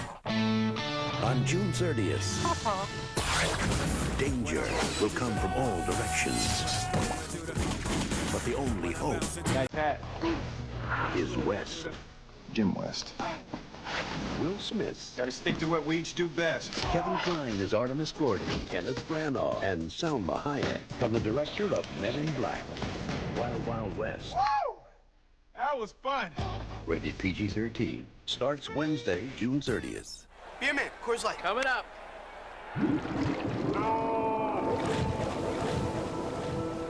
Allow me to say a few words in this beer's memory.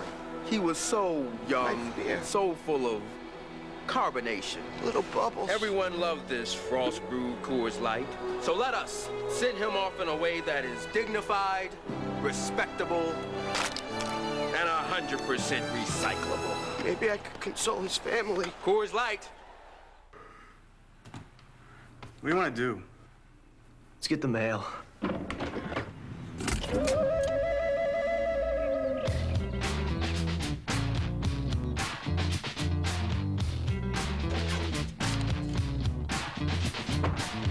Bonus. Wrong address.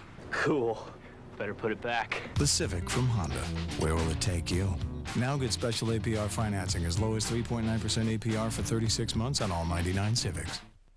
Hi, everyone. Hannah Storm. Coming up on the Prudential Halftime Report, we'll hear from New York's Marcus Camby, a big reason for the Knicks' postseason success. Camby describes his first meeting with then Knicks president Ernie Grunfeld after being acquired from Toronto. He said to me that, you know, Marcus, I think you are the guy that's going to get us over the hump once we play Indiana in the Eastern Conference Finals. Bingo. Bam. I mean, that really hit me once, you know, we clinched the victory the other night, and I was like, man, this is what Ernie envisioned. Marcus Camby, the player Larry Bird called the MVP of the Eastern Conference Finals. His conversation with Peter Vesey coming up at halftime. Right now, Camby has picked up 3 fouls, but his team leads the Spurs by 2 as we rejoin Bob and Doug at courtside. Hannah, thanks. No question that the team envisioned by the now deposed general manager Ernie Grunfeld had Marcus Camby and Latrell Sprewell getting big minutes and the team playing a more wide-open style. That's happened in part because of injuries to Patrick Ewing, which forced the change. Well, you know, he had injuries to Patrick. He really was never healthy all season long. Sprewell got hurt early in the season, was out. They really never had it all together. And with this shortened season, Bob, it's taken them till now to really find out who these guys are, what they can do out on the floor. Just in the nick of time. And the Knicks by 2. Here's Houston, feeling it, but missing it. The rebound taken by Duncan. The outlet to Avery Johnson. The bounce to David Robinson. Robinson against Dudley, who bothered the shot. The ball kicked to the side, and Sprewell wins the race for it, but he stepped on the sideline. For a report on Chris Dudley, we check with Jim Gray. All right, thanks, Bob. He just kind of fell awkwardly on his right forearm, and it pulled his shoulder and his forearm. Mike Saunders looked at him real quickly. He will continue in the game without a problem. Bob? Bob, he's playing very well. He just comes off a shot block there against David Robinson. He's done a nice job with all the foul trouble that New York's front line has had here in this first half. Robinson, meanwhile, has shot 2 for 8 in this first half. Dudley trying to get in front of Duncan and bother him. And he did. It went off Duncan and out of bounds. So there's a possession where he forced a turnover. So back-to-back, shot block, forced turnover. Childs around the Thomas screen. Now circles back out. We move inside 3 minutes to play in the first half, and Childs misses. The rebound tip to Duncan.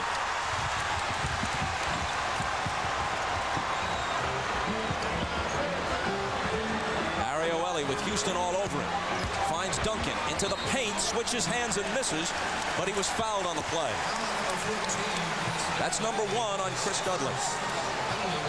Bob, the effect of what San Antonio is doing right now in the low post, with Duncan driving in there, you've seen Robinson in the post, is it will have its effect in the second half. Right now, you can get a sense the New York front line is tiring a little bit. So San Antonio has to keep pounding that ball inside. Karl Malone won the MVP award for the second time in his career. Alonzo Mourning of Miami was second, and Duncan was third. But a lot of people believe that this is the best all-around player in the league, and one of those believers is Knicks coach Jeff Van Gundy. Well, I think you've really seen his game blossom in the playoffs.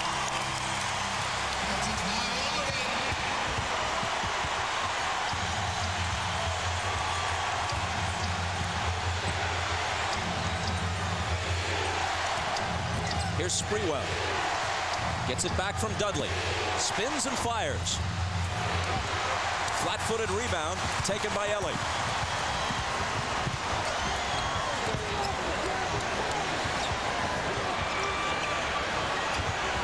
Robinson to Duncan. Wonderful high-low. Wonderful pass there. They get the fronting in the post. They swing it to the top. They makes the extra pass, and you see the great touch of Robinson over the top to Duncan. That's beautiful basketball. Duncan has scored 16. The Spurs are back in front.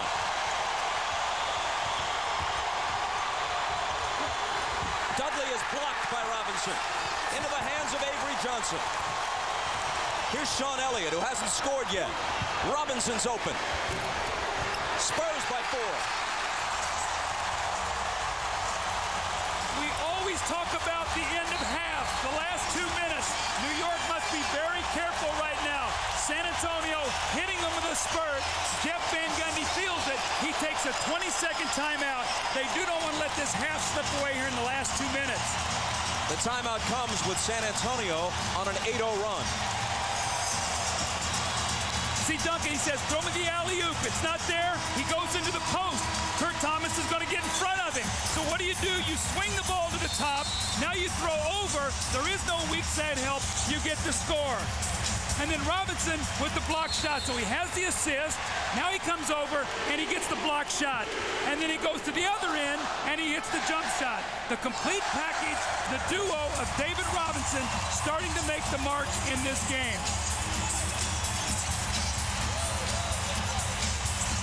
Mario Elie says, I like that passion, David. More importantly, I like that block shot, too. How about Jerry Rice's comment? Rice, in all likelihood, the greatest receiver in the history of the NFL, but now after injuries and as he gets along in years, perhaps not the top receiver on his own team anymore in San Francisco. He says, I'll have a whole new attitude coming into training camp after watching what David Robinson did this year with San Antonio, willingly taking a secondary role. I'll do that on the football field. Well, I think it's important because they're winning that you see you reward winning. And that's what David Robinson says. I've been around long enough. I've had the stats. I've had the glory. I've been the MVP of the league. I've been the defensive player. I've led the league in scoring. The one thing I don't have is a ring, and that's what I want. After a foul by Mario Elie, his first, Houston hits the free throw. And Herb Williams, at age 41, the oldest player in the NBA, 4 years older than his coach, has checked in for the last few moments, last minute and a half of this first half. Here's Elie against Houston. He was bumped and fouled. And that's 3 on Allen Houston. Boy, the fouls are really mounting up. They can ill afford to lose Allen Houston. See, Bob, the problem with that is now, with a minute 24 to go in the half, you worry that Allen Houston comes out and picks up a quick fourth and has to sit down a lot in the third quarter. If you're Jeff Van Gundy, that's your concern right now. Mario Elie, a good free throw shooter, missed that one. The Knicks are thin to begin with, and 3 key players in foul trouble in the first half. Well, part of your game plan is when you play a team that's depleted along that front line is you don't shoot jump shots. You go to the basket and you put the onus on the official to make calls, and that's what San Antonio has done to get through this little period of time where they've struggled to put the ball in the basket. Robinson goes out. Malik Rose in to replace him. Here's Antonio Daniels against Childs. Daniels goes down. No foul is called. Daniels making his first appearance of the half. Second-year player from Bowling Green. Dudley against Duncan. He'll shoot a little hook, but he won't get the bounce. Here comes Avery Johnson, 2-on-1. Daniels on his right. Antonio Daniels lays it in. When Chris Dudley's on the floor with Herb Williams, you're actually playing 3-on-5 offensively right now. That's what happened, and San Antonio took advantage of it. Charlie Ward. Williams out to Childs. Back to Herb Williams. 6 seconds to shoot. That's the last thing Williams has on his mind. And there's a whistle from Bennett Salvatore. I don't think New York thought that Chris Dudley was going to take this shot, so they didn't protect the backcourt. Duncan gets it out. He throws ahead. Avery Johnson said, we got an easy 2-on-1. We haven't seen this kind of fast break tonight. So the quick shot from Dudley, I think, sort of surprised his teammates. They did not cover the backcourt. The foul was on Malik Rose, his second. Sending Dudley back to the line, where he's hit 2 of 4.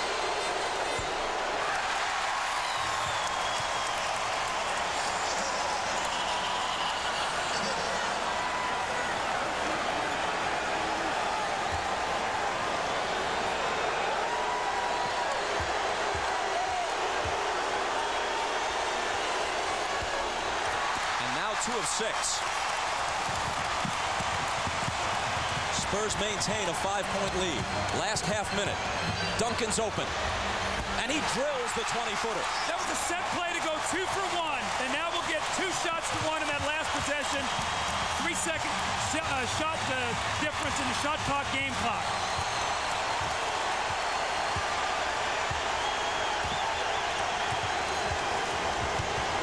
Charlie Ward out to Herb Williams. The tip doesn't drop. And a New York foul. Over the back on Dudley, attempting to follow on the offensive glass. It's his second. Again, Bob, we talk so much about free throws. Chris Dudley walks up, and he misses 2 free throws. They come down, Duncan scores to give you a 2-for-1 possession. Then he picks up the loose ball foul. That's a big swing right there where you're trying to stop the momentum going in at half with 3 of your players in foul trouble. With that free throw, Duncan has now outscored the Knicks in this quarter. He's got 11 points. New York has 10.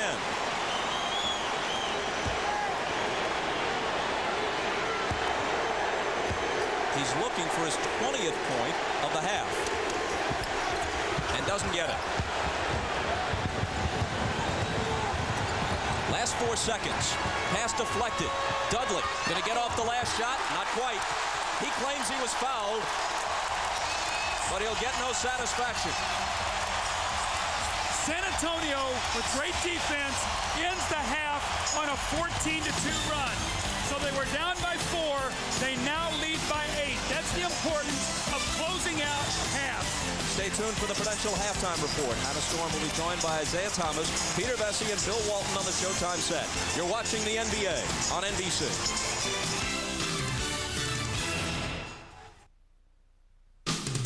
This is the Prudential Halftime Report, brought to you by Prudential. Prudential, a leader in insurance, investments, real estate, and financial services. See why Prudential is today's rock-solid choice for your financial needs. It's halftime of Game 1 of the NBA Finals with the Spurs enjoying their biggest lead, 45-37 over the Knicks. Tim Duncan's terrific postseason play continues. He leads everybody with 19 points and 10 rebounds. Allen Houston leading the Knicks with 14. Hi, everybody. Hannah Storm along with Isaiah Thomas, Peter Vesey, and Bill Walton. We'll hear from these gentlemen shortly. First, Marcus Camby, a player Isaiah drafted in Toronto with the 2nd overall pick in 1996. Last offseason, the Raptors traded Camby to New York for Charles Oakley, a move that did not sit well with coach Jeff Van Gundy, who loved Oakley's toughness and leadership. Camby was used sparingly during the regular season, but has emerged as a force in the playoffs. Camby told Peter that he was well prepared for his wild first season in New York. From where I started, playing on my cutout crates on the clothesline in the projects, to going to the Final Four, it wasn't easy. I'd say it was tough. Every time I go out there, I play for the city of Hartford. I tell you no lie, Peter. There's so many people that want me to succeed well back there. You know, I got my foundation back there, so there's a lot of little kids that, you know, enjoy seeing me play, enjoy seeing me come back to the summer, you know, in the park, signing autographs, doing all little things through my foundation that I definitely play through the eyes of them. With the 2nd pick, the Toronto Raptors select Marcus Camby from the University of Massachusetts. This young man has fabulous potential, and Toronto, they've got a great future that lies ahead. The day you were traded for Charles Oakley, in that room, the Raptors room, they said we should say a prayer for Ernie Grunfeld because he was going to lose his job now that he had you. That's how negative it was. People were knocking the trade, bringing me here and bringing Latrell here, saying that we wouldn't, you know, mesh well with the team. But I think it was more about, you know, who was traded. We need a power forward now that Charles is gone. When you let Charles Oakley go and you replace him with Marcus Camby, that toughness seems to fade a little bit. Everybody's talking, harping on it. Every day. Every day. But Marcus, specifically Jeff Van Gundy, you knew he didn't want you. He wanted Oakley. And in some ways you were a pawn, whether he'll admit it, between him and Ernie Grunfeld. I mean, did you see it that way? Did you feel it? Honestly, in the beginning, I didn't see it that way. He told me, Marcus, I respect you as a person. I respect you as a player. I mean, I have no gripes about the trade. In retrospect, do you believe him? I mean, I believe him till this day. I mean, so why weren't you playing then, Marcus? That remains to be seen. To be told, I don't know why I was playing, but the one thing is, I never got discouraged. I never got down because I always knew deep down inside that I can compete at this level. Marcus Camby has been so impressive. Where do you think you would be today if Patrick Ewing hadn't gotten injured during the season? Probably still be getting DNPs? Definitely no DNPs. I definitely really earned my minutes in practice. I mean, my guys would tell you I've been working extremely hard and I've been dominating practice. So I know I'm dominating practice when guys are like, slow down, Marcus, you're going too hard, this and that. And, I just love going against the first unit. I mean, I think that's really what motivates me. Our white team going against our blue team, and we dominate them each day in practice. So I know I can compete. If I was to shout out and really spoke my mind, I just probably made matters worse, and it would have been an ongoing process, and we probably wouldn't be in the finals as we are today. I mean, just one eruption like that can really disrupt the team. What was your reaction when Grunfeld got fired? Shocked, because right now this is his vision. I mean, I remember being traded the next day, going up to his office, meeting and talking with him, and he said to me that, Marcus, I think you are the guy that's going to get us over the hump once we play Indiana in the Eastern Conference Finals. Bingo. Bam. I mean, that really hit me once, we clinched the victory the other night, and I was like, man, this is what Ernie envisioned. The Knicks headed to the finals for the first time since 1994. What about next year? Smile.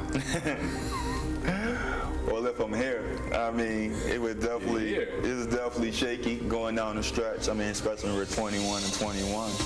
It talks about they're going to break up the team, and I definitely want to be back on this ball club, especially if Latrell's here.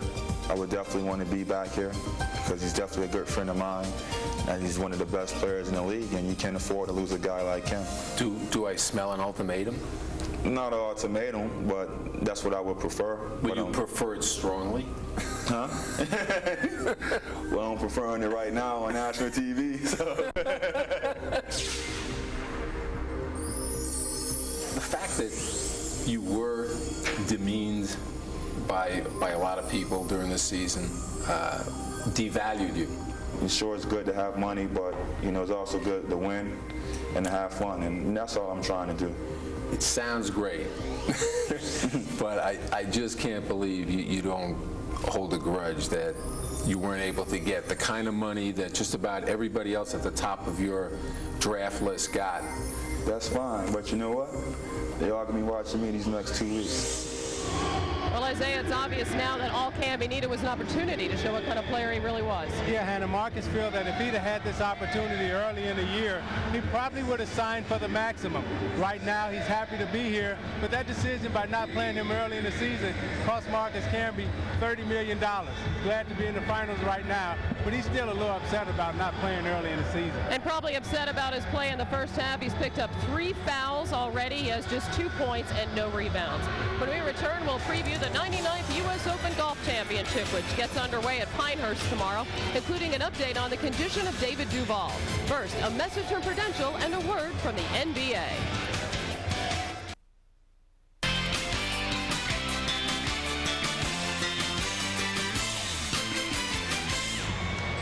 At halftime of Game 1, the Spurs lead the Knicks 45-37. Bill Walton telling us in the pregame this was a bigger mismatch than the Alamo, but the Knicks held the fort for a while, Bill. How did they hold off the Spurs in the second half?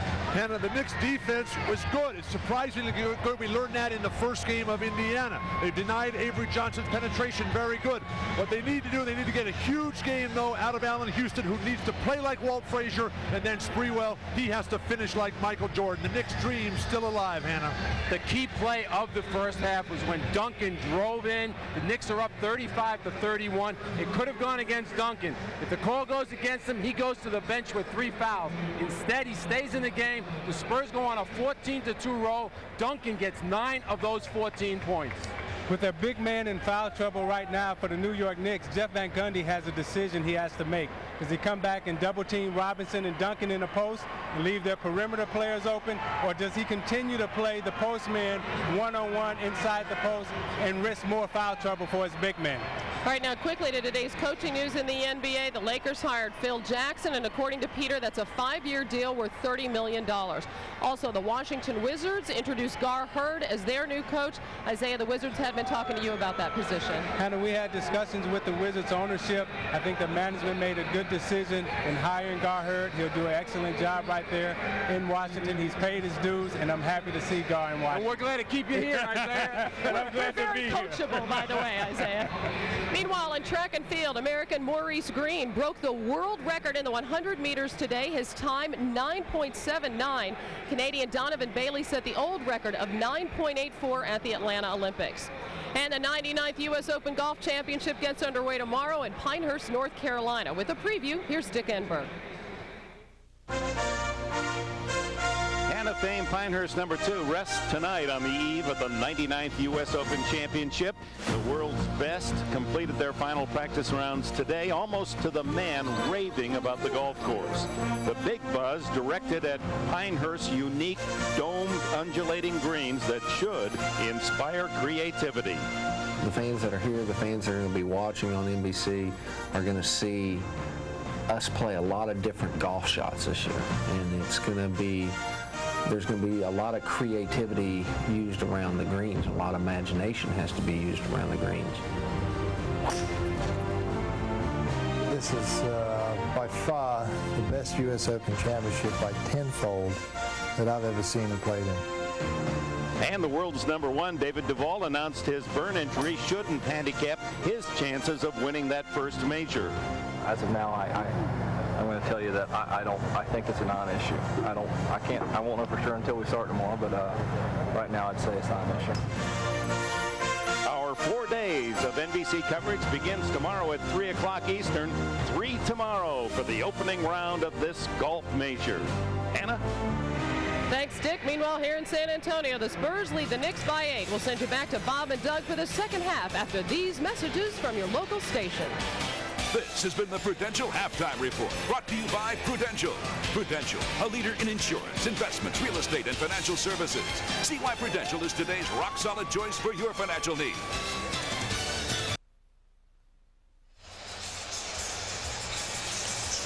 The Spurs up by 8 at the half. And just moments ago, our Jim Gray talked with Knicks coach Jeff Van Gundy. Outside the Knicks locker room with Jeff Van Gundy. Jeff, you have Houston, Camby, and Larry Johnson, all with 3 fouls. How are you going to keep them in the game here in the second half? We're just going to play our best guys and what's going well. And if, we foul out, we foul out. But we can't. We only have, 8 guys, so 8, 9 guys, so we got to play them. You're going to have to gamble a little bit? Oh, absolutely. But it's all right. But we got to get the right shots. We didn't get the right shots in the second quarter. Jeff, good luck in the second half. Thank you. All right, let's go back out to you, Bob. All right, Jim, thanks very much. Here's Doug Collins. Your thoughts on the first half? Well, San Antonio's size started wearing New York down. That's the reason with the foul trouble. And Sprewell and Houston were terrific in the first half, 10 of 19. Big difference. They only shot 2 free throws combined. For San Antonio, you see 14 of 20. Robinson and Duncan, 10 of 19. They shot 14 free throws. That's the difference in the game right now. San Antonio, winners of 42 of their last 48 and 10 playoff games in a row, up by 8. I'm going to raise you. Fold. Too rich for me. I fold.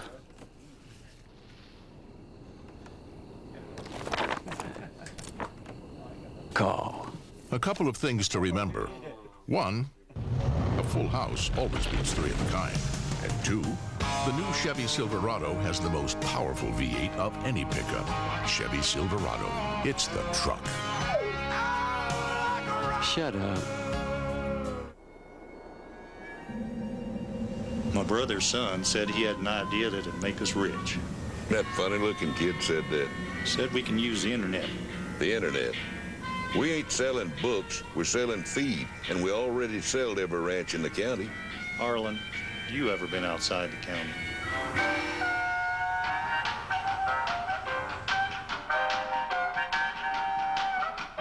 Well? Give me a minute, I'm thinking.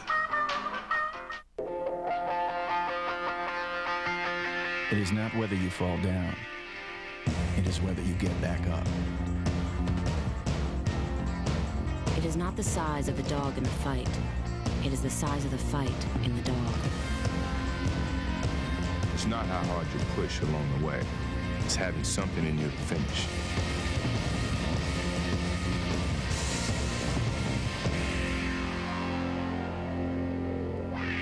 Manhattan traffic, bumper to bumper. Average speed, 6.5 miles an hour.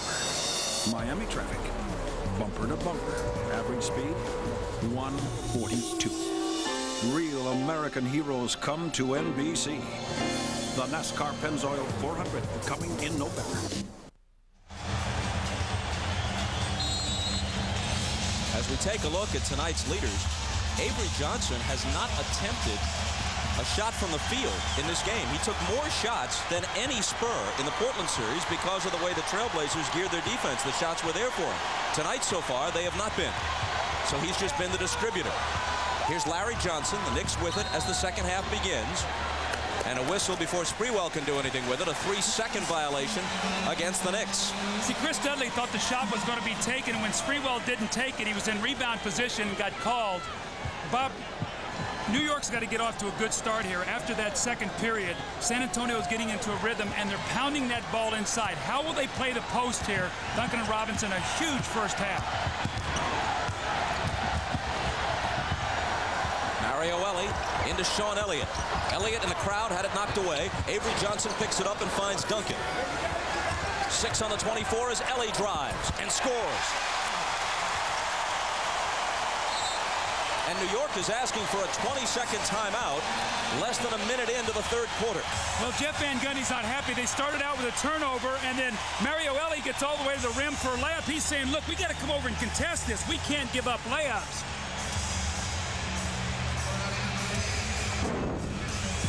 Well, David Robinson and Tim Duncan, inside, outside, they play so well together. The quick post up, put it on the floor, the little finger roll, the pass from Robinson over the top to Tim Duncan, and then Sean Elliott with a penetrate and kick.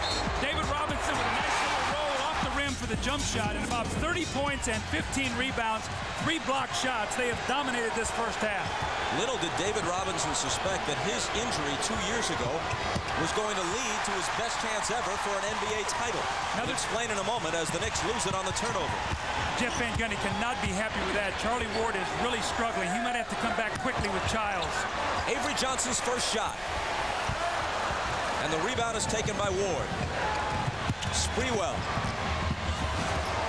Out to Houston. Gets it back.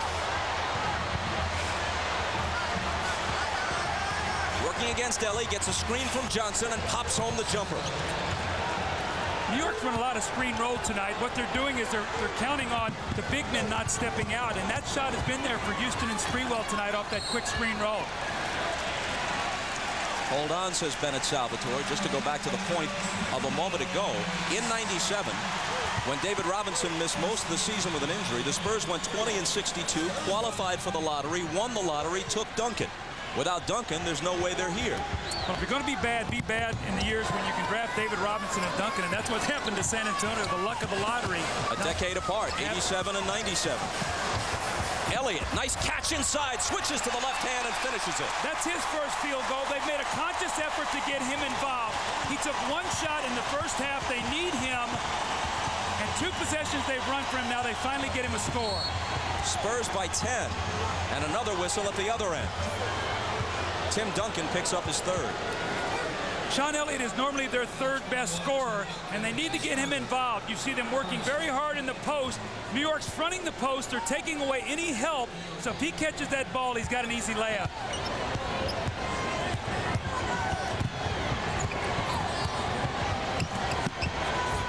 Allen Houston returns it to Ward for a 3.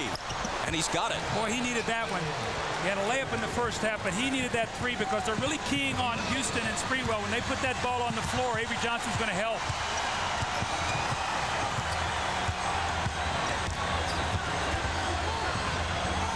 Here's Sean Elliott, Sprewell guarding him. Ball knocked loose and out of bounds and touched last by San Antonio.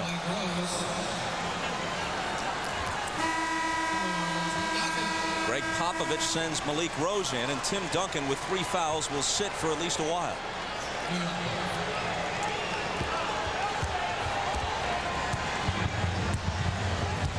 Knicks looking to cut into a 7-point deficit. Pass inside, knocked away, but recovered by Sprewell. Off the dribble, he fades and fires. Off the back iron, no good. And Robinson has it.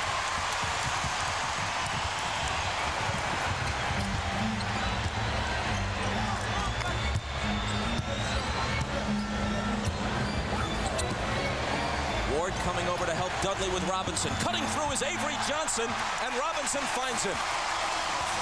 The double team, and Avery Johnson does what you're supposed to do. You go right to the basket, a great pass from Robinson. And Bob, looked like Malik Rose was going to go up and tip that ball in the basket. He realized the ball was going to fall in, and he pulled his hand back. That ball goes into the post. Charlie Ward starts peeking at David Robinson. Uh-oh, where did Avery Johnson go? He goes right to the basket, and Malik Rose pulls away from that. Looks like he's going to try to go up and maybe tip this ball at the last minute. He pulls his hand away. Smart play, otherwise it would have been goaltending. And the stoppage a moment ago, not because of a foul. They were just resetting the shot clock, and now we're set.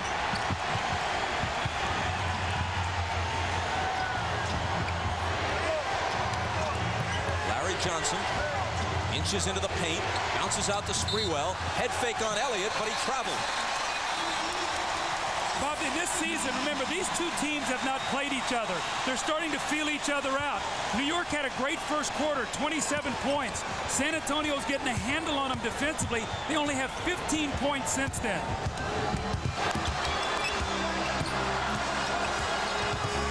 And when the Spurs bring the clamps down defensively, you are in trouble. Another foul on Dudley. That'll be his third. For once, Jeff Van Gundy is up against an opposing coach who has a lower national profile than his. He's beaten Pat Riley, Lenny Wilkins, and Larry Bird in successive rounds of the playoffs. Camby coming back. They've got to keep Camby on the floor. He cannot pick up a silly foul. He had 1 of 3 field goals, no rebounds in that first half, no shot blocks. He has got to be an impact player. Mario Elie has it blocked away by Ward, who then makes a valiant attempt to save it. It'll be San Antonio ball. They get a fresh 24 because the ball was punched.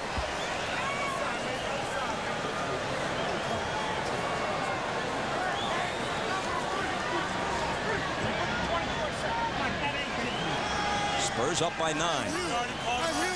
The time to get San Antonio has been in the first couple of games of each of these playoff rounds. Even though they've lost only 1 game, it was a home game. First round, game 2 here against the Timberwolves, and several of their victories on their home floor in the first 2 games of each of the series have been very close. Last possession wins.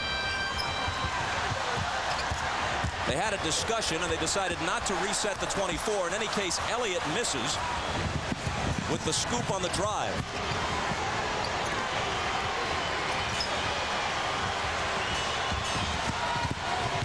Here's Charlie Ward. Inside to Johnson. In traffic, he's fouled. When the Spurs have gone on the road, that's when they've really brought the hammer down in games 3 and 4 at Minnesota, 3 and 4 at LA, 3 and 4 in Portland. And interestingly enough, most of that has come with more bench help. And Bob, that sort of goes against conventional wisdom. Normally your bench is not as effective.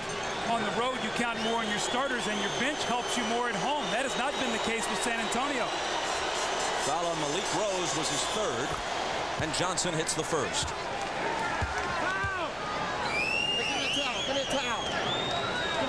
You know, with all the fouls and all that's going on in New York, it's only an 8-point game right now. The game is right there in the balance for them. They're in good position. They've got to generate some offense. And, you know, Bob, we've said this as we've covered the Spurs in the playoffs. Teams have to find ways to score against this team, and it's very, very difficult because of that shot blocking.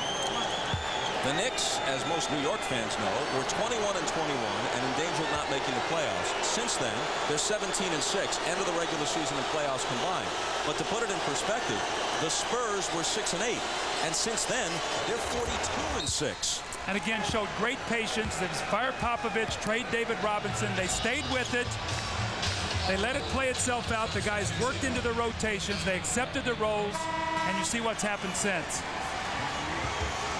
Apparently a little bit of blood on the face of Malik Rose. And according to NBA rules, he has to come out of the game until they close the wound. And Tim Duncan comes back playing with 3 fouls. San Antonio by 7. Mario Elliott. Set shot short. The rebound to Camby. Sprewell blows by Elliott. Gives it up to Johnson. Now here's Camby against Robinson, leaning in and scoring. That's what he brings, energy. You don't have to run plays for him, and he'll manufacture points by being out there with activity. And again, Bob, they've got themselves right back into it. It's only a 5-point game right now. They've got to stay out of foul trouble here, though.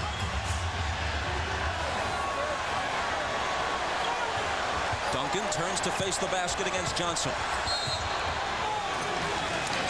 And an illegal defense is called against New York. That's the second, so it's a technical. What New York is trying to do defensively is they're not making a double team. They're trying to dig back in there and get help and then get back to their own people. And they've got caught a couple times getting below that illegal defensive area. And they've been whistled for it now. That's a technical, and they get the score. Mario Ellie hits the tee.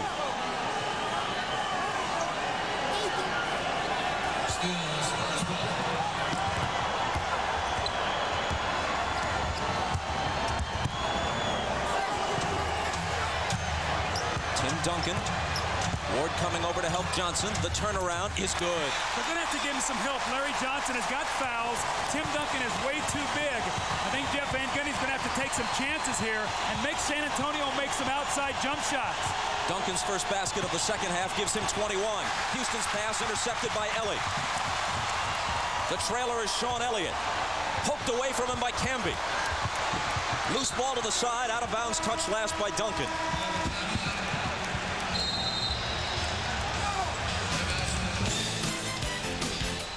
New York needs Marcus Camby. Energy, quickness. He has the size and length to finish around the basket over Duncan and Robinson. He gives him a layup. But then Tim Duncan with the counter. In the post, he takes his time. No hurry. Reads the defense. Charlie Ward comes down. He goes back. Steps in between the double team and just too big and tall and finishes against Larry Johnson. Nick Ball when we come back.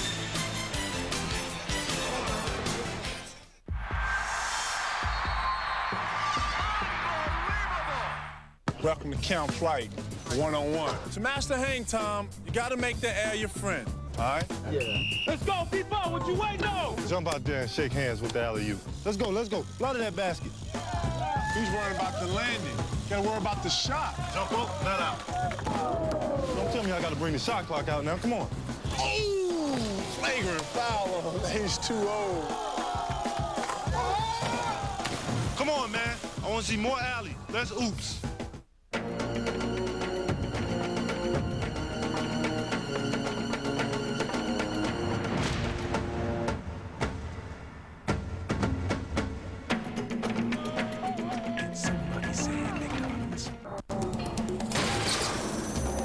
When it comes to investing, experts say look for security.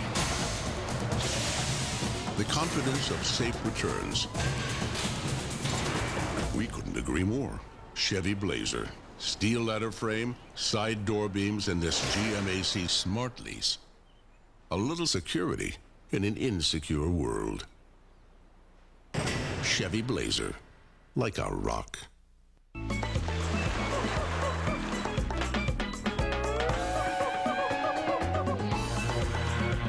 Looks like one vacation is just more fun. We guarantee it. Carnival, the most popular cruise line in the world. Damn. EJ, 170 million. That's a record. Think it's gonna change you? Absolutely not. EJ Tucker's never been about money. EJ Tucker's never played for money, and money will not change EJ Tucker, not one iota. Say, is that a Bud Light? Oh, yeah, it's last one. Oh, yeah? What do you say I give you $1 million for? With a great taste that won't fill you up and never lets you down. Make it a Bud Light. What do you want for that watch? The NBA on NBC is brought to you by Bud Light. For the great taste that won't fill you up and never let you down, make it a Bud Light. By Chevy Blazer, a little security in an insecure world. By 1-800-CALL-ATT for collect calls. And by Nike. Ahmad Rashad back in San Antonio where the Spurs lead the Knicks 54-46. Now, here is a contingent from the West Indies, the Virgin Islands. 125 people took a charter flight over just for the day to come over and support Tim Duncan. Tim Duncan, of course, being the man that he is, got him all Bob Uecker seats. And they also have a sign up there that says, Tim Duncan, MVP of the world. Bob? Ahmad thanks Duncan from San Croix in the Virgin Islands. The pass inside for Houston is broken up. It'll still be New York ball. Well, during that timeout, Jim Gray heard Jeff Van Gundy say to Larry Johnson, he's got to get more involved in the offense. They need him to step out on the floor. He can shoot that little medium-range jump shot when David Robinson goes for his shot block. So he's got to be more aggressive. Houston working on Ellie, running one-hander, no good. Rebound off Robinson's hands, but it bounces to Elliott. Spurs by 8 and with the ball.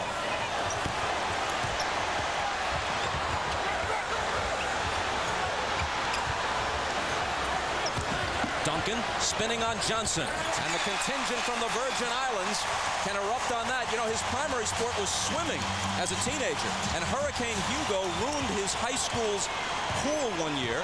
And he was too afraid of sharks to swim in the ocean and train. And he turned his attentions to basketball primarily.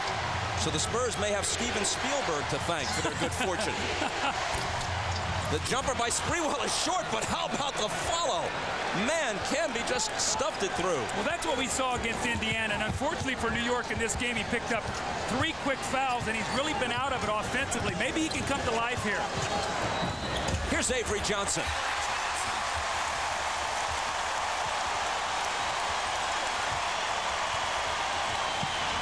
Spurs by 10.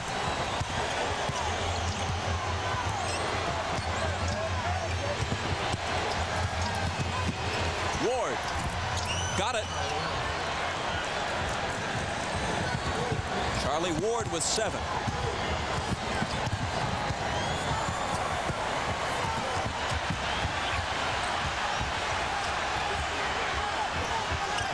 Robinson looking for Duncan and finding him. What makes these two guys so great together is they both can pass the ball. David made a great pass away from the defense, and Tim Duncan went up and caught it, brought it down, and finished and scored. Bob, one can go inside, the other outside. They play beautifully together.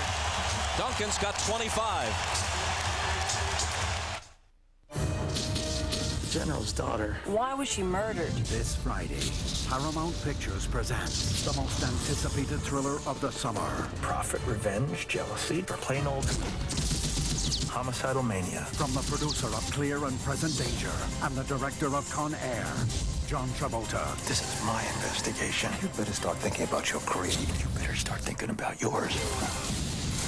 The General's Daughter, rated R. This Friday, everywhere. Make great things happen with Great White Paper. It's a great day for feeling your pride, and it's a great day for smiling inside. Yes, it's a great day, so throw your arms out wide. A great day for using Great White. Oh, it's a great day for making your mark, and it's a great day for working till dark.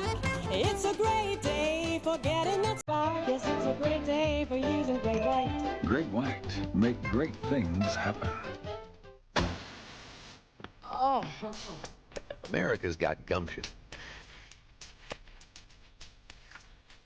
The kind of can-do spirit that's in every Chevy Malibu. A car so carefully crafted, so darn tootin' tough, it can go up to 100,000 miles before its first scheduled tune-up. Yes, sir, it's gumption on wheels. The car you knew America could build. Malibu.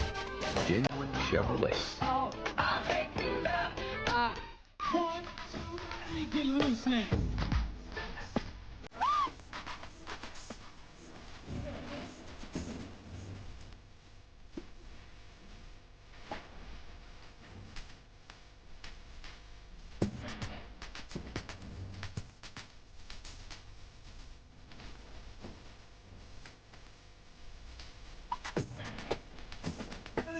wanna rock right now. I wanna rock right now. Take a deep breath. You won't want to miss a moment. Knicks Spurs in Game 2 of the NBA Finals. Friday night at 9 Eastern, 6 Pacific on NBC. Tim Duncan is such a mismatch down low. With Camby in foul trouble, it puts him in such a bind because it forces a smaller Larry Johnson to guard him. Tim Duncan understands that, knows he can't block his shot, so he just takes his time, gets to a spot on the floor, turns and shoots the ball in rhythm. They front the post this time. He seals him. Robinson with a great pass over the top. And Tim Duncan, they've had no answers for in this game. You can see already 25 points tonight. And it seems like the Spurs always pick out that one matchup that is good for them. Tonight it's been Tim Duncan. And how's this for efficiency? He has those 25 points on 13 shots. He's 10 for 13. And how cold is New York since the first quarter? Symbolized by Allen Houston, who hit 5 of his first 6. He's 1 for 5 since then. Robinson on Johnson. 5 seconds to shoot. Larry Johnson spinning. Knocked back in his face, recovered by Camby, who beats the shot clock, but comes up empty. Johnson hustling after it, but can't quite come up with it. It's Avery Johnson for San Antonio. Sean Elliott all alone. Got it.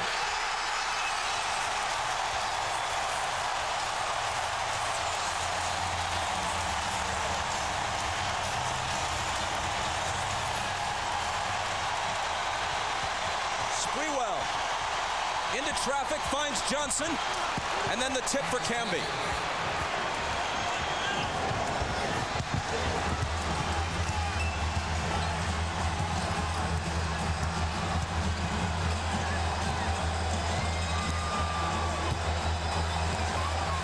Robinson knocked away from him by Camby. Loose ball scooped up by Houston. Here comes Sprewell. Around Elliott, lays it in. Well, if something's wrong with Marcus Camby, he's been a little gimpy getting down the floor both times. On that play, he knocked the ball away from Robinson and was very slow getting up. Meanwhile, Sprewell on the dribble can move as fast as most people can run flat out. Duncan had it knocked away. It's still San Antonio ball. 5 on the shot clock.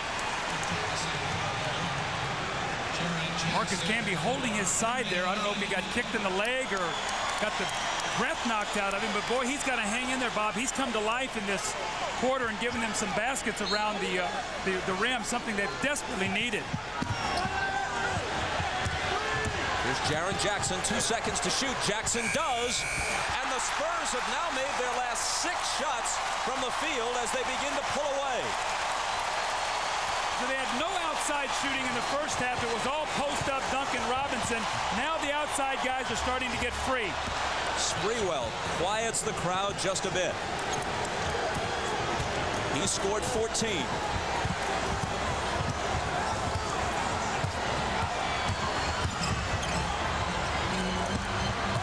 Robinson into the corner for Elliott. He hits the 3. Inside, outside. From virtually the same spot where he hit the back-breaking 3 against the Trailblazers in Game 2 of the conference finals. Sprewell has it squared away. Robinson grabs it. Avery Johnson, a blind pass for Jaren Jackson, but they lose it. Here's Houston. A pull-up jumper is good. Well, Allen Houston answers there, and that's uncharacteristic of Avery Johnson. Very rarely do you ever see him try to make a spectacular play, and that time it cost him.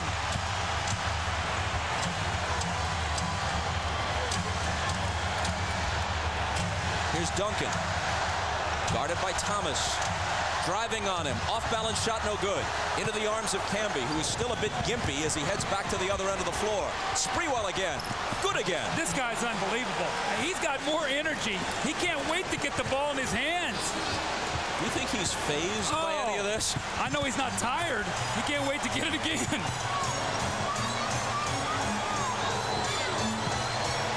Camby trying to contend with Robinson. That leaves Jackson wide open, and he knows what to do. You know, that's why Jeff Van Gundy didn't want to double-team the post. His guys are in foul trouble. Now he's got to give them help. Now you're turning loose the shooters. Sprewell can't answer this time. Line drive rebound to Sean Elliott. After a pair of threes, they lead by 10. Last minute of the third. Robinson into the paint and a whistle.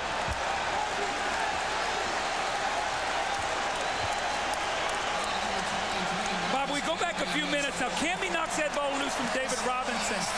And as the ball was picked up by Allen Houston, they tug. You see Camby get up, and he's really limping right there. Since that point in time, he's really been favoring that leg. And now he's picked up his fourth foul.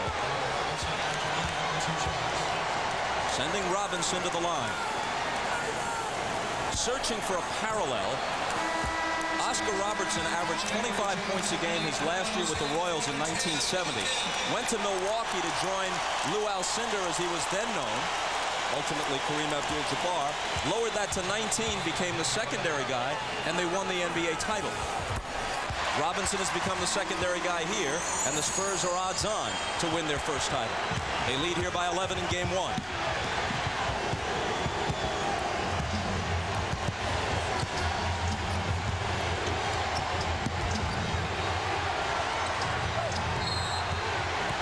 A whistle, illegal defense. Let's check with Jim Gray. All right, thanks, Bob. Mike Saunders right now is wrapping the left knee of Marcus Camby. It's a contusion that he suffered on his knee. Don't know right now his status. Camby indicated when he came back to the bench that it was bothering him, that he wanted to continue later in the game. We'll find out more and pass it on. Bob? Thanks, Jim. Both teams have now been hit with 2 illegal defense calls. Houston swishes the technical foul shot. New York ball. They trail by 10. 35 seconds on the game clock. Can they get a quick shot at 2 for 1? If they get a couple scores here, Bob, get this under 10, they're still in the ball game. Houston for 3. It rattles in and out. Would have been a big one. Rebound tapped to the side. Sprewell saves it to Johnson. Wow, what a play. Here's Kurt Thomas inside from Ward. Great hustle that time by New York, and then Kurt Thomas used his body nicely to go away from David Robinson to get that basket. And with all this said and done, now it's an 8-point game. New York hanging in there. Foul to give for the Knicks here if they choose to. Jaren Jackson out of the corner to Steve Kerr. Up top, Sean Elliott. Here's the Admiral. Partially blocked and out of bounds with 2.9 seconds on the clock. Now, the reason they're not getting under the basket, he said it went behind the backboard and hit the support, so they'll get it sideline out of bounds. As you said, Bob, 2.9. They've got to get a quick shot.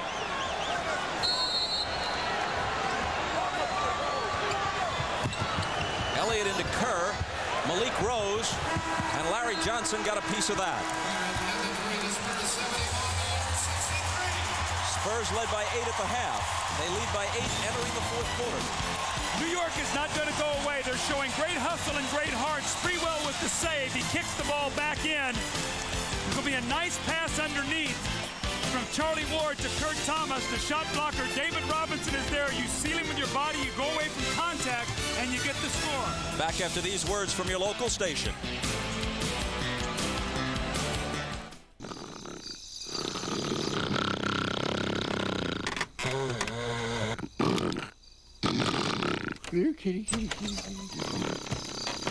The new Silverado interior is so big, there's plenty of room for seating.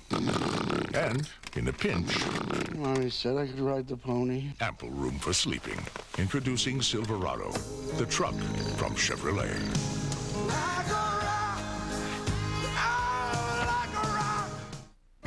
It starts with a whisper. And we're going to cover the whole area Some today. heed the call, but it speaks to all of us. It's about our towns, our cities, our lives. It's about what we can do for tomorrow. It's about pitching in, giving back, and getting it done. And soon that whisper will become a chorus, and its voice will be heard. We will make a difference. Volunteer to improve your community. Jay's All New with Dennis Rodman and Phil Collins. NBC tonight. Attention mobile homeowners, I have an important message for you. MSI wants to save you money on your monthly payments. MSI specializes in refinancing mobile home loans. It is our only business. At MSI, we help you save money every month by refinancing your mobile home. Let us help you refinance for a lower payment or for cash out. to pay off your credit cards and other high-rate balances. We have special programs only for mobile homeowners. Call us at 1-888-MSI-LOAN for details. Can you imagine? Rates of 19 to 23% are common with credit cards. Don't keep paying those high rates that take money from you and your family. Refinance your mobile home loan, pay off those high interest rate balances, or even make home improvements. You decide. Simplify your life so you can enjoy it more. Pick up the phone and call 1-888-MSI-LOAN to get the details free. We've helped thousands and we'll try to help you. Make that call right now. You're watching NBC America. This copyrighted telecast of the National Basketball Association is intended solely for the entertainment of our audience, and any retransmission, reproduction, rebroadcast, or other dissemination or use of this telecast, or of the pictures, descriptions, or accounts of this game, without the express written consent of the National Basketball Association, is prohibited.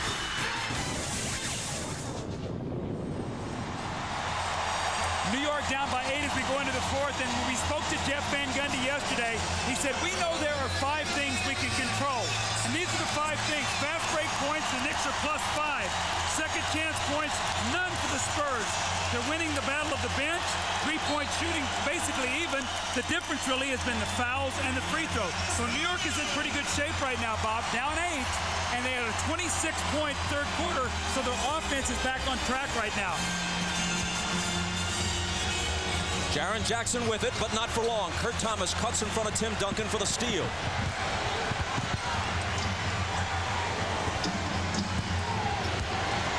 Fourth quarter opens on a good note for the Knicks.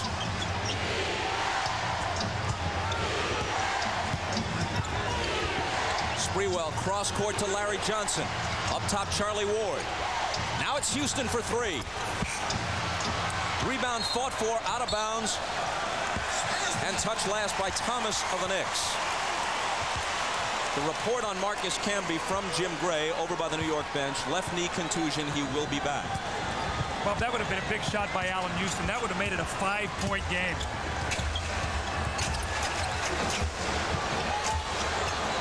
Steve Kerr lobbing for Duncan. 2 defenders on him. Cross court to Elliott. His 3, no good. Bounces up, hits the shot clock. New York ball. I expect New York to be much more aggressive defensively in the double teams in this fourth quarter. It might be that they were saving their double teams to get into the fourth quarter to force them to shoot the ball from the perimeter. You saw the quick double team that time. New York, a very small team on the floor. No Dudley, Camby hurt, and Larry Johnson right now is still a little bit gimpy, but a very small team for New York. Quickness, speed, they want to penetrate and make shots. Charlie Ward turns and asks for a timeout. Chris Dudley was at the scorer's table getting ready to check in, so he'll be in the New York lineup when play resumes. 10:52 to play in the fourth. Spurs by 8.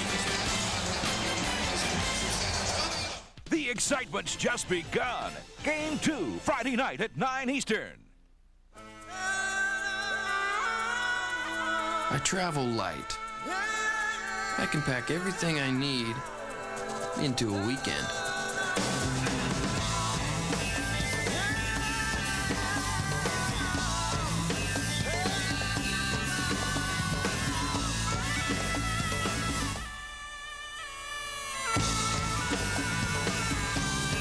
Ford Ranger, built Ford tough.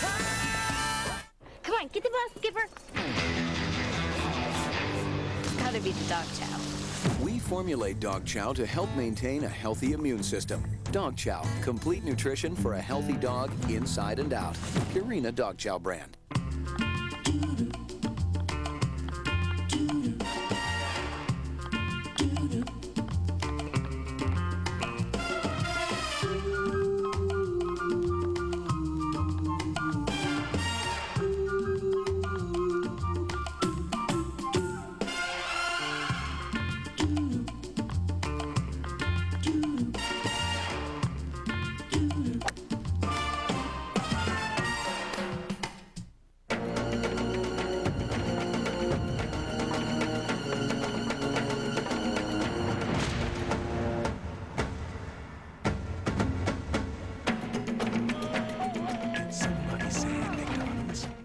Alicia thinks she understands men better than I do. And Dayanara says she knows what men want. Guys, I say that what gives Miller Lite its great taste is the choice hops. Agreed? Yeah! And I say you prefer the great taste because it's smooth. Guys? Yeah! So it doesn't make any difference to you why Miller Lite tastes great? Yeah! Miller Lite. Taste the true Pilsner. Look, are you with her or with me? Yeah! The NBA on NBC is brought to you by Miller Lite. Taste a true Pilsner. By Ford Ranger, the only compact pickup built Ford tough. And by Lake Placid. You'll never know what fits you. Opens wide July 16th.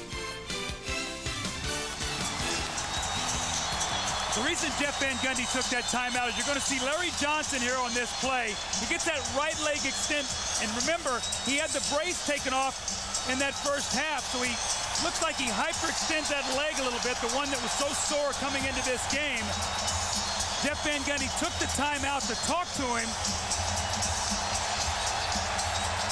Get one more look here. You see it's the right leg. And you can just see he overextends it just a little bit. Nothing serious, but when it's that sore, and you see Larry Johnson now sitting on the bench, and again, he took that brace off, which makes him more susceptible to re-injuring that leg. Johnson has played 17 minutes tonight. He scored 5 points, taken 1 rebound. Houston was fouled as we go to Jim Gray.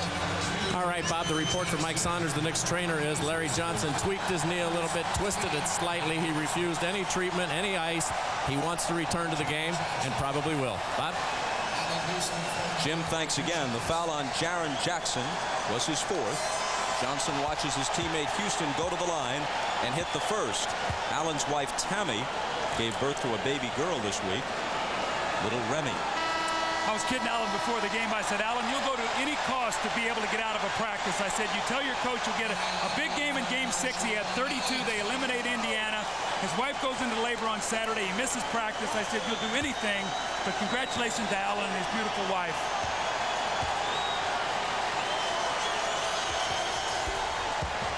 And he brings them to within 6.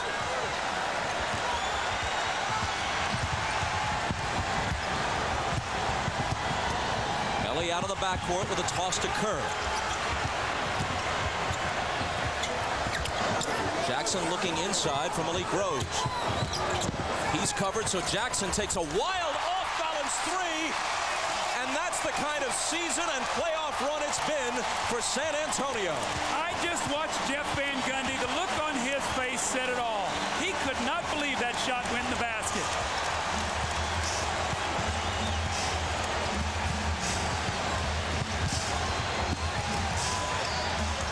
Six on the shot clock. Childs holding it.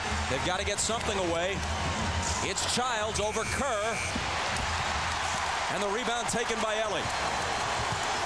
Bob, that could be a critical play as New York tries to get back into this game. They score here, and it goes from 6 to 11 very quickly to thwart that rally. Jaren Jackson drives around Sprewell and loses it.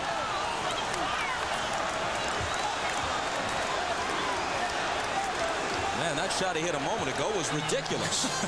Reminiscent of Sean Elliott falling out of bounds, keeping his feet in bounds as he took that shot.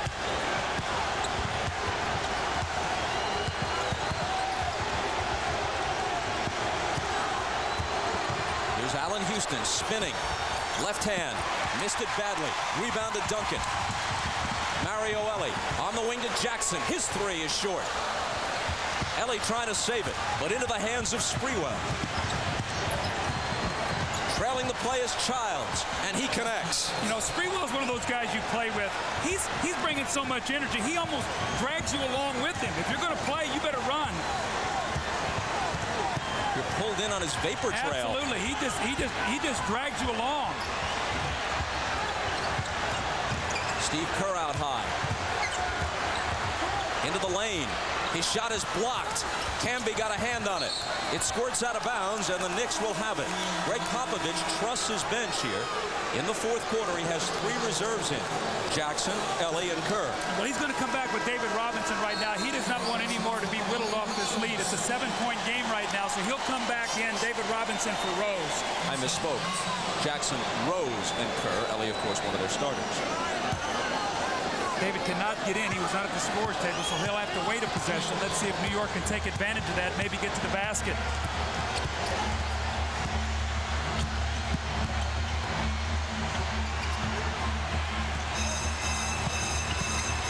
Sprewell finding Camby. Little touch pass over to Thomas, and a foul. That's 4 on Malik Rose. You see more teams doing this now. Out of the double team, Bob, they cut a man right to the basket, and they just sort of lob the ball up. He goes and gets it, and he's either a passer or he drops that ball off. This time he got the foul. Misses the first tonight. When the ball game is over, the late night action begins. First, the Tonight Show with Jay Leno. Among the guests, Dennis Rodman. Then it's Late Night with Conan O'Brien. Conan has ER's Noah Weiland. The Tonight Show and Late Night with Conan O'Brien coming up on NBC.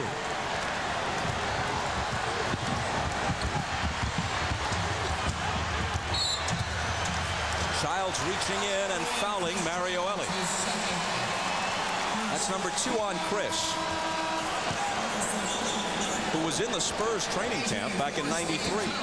He was cut by John Lucas. San Antonio must go back inside to Robinson and Duncan. You've got Camby and Thomas in the game. You've got to go with what worked for you in the first half. That's the 2 big guys inside. Jaren Jackson surrounded. Knicks putting the pressure on, and Jackson asks for a timeout. It'll be a 20.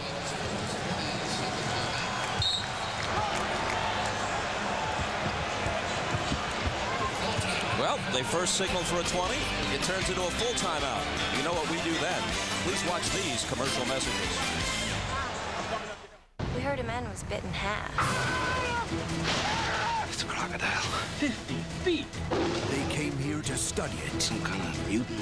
Nobody goes near the water. Oh, yeah, I'm not going back in the water. They came here to save it. You set a trap on the beach. Come and get it! The question is, where is he? Who will save them? Kelly! Lake Placid. He didn't eat me. Because he just ate a cow, stupid. Rated R. Opens wide July 16th.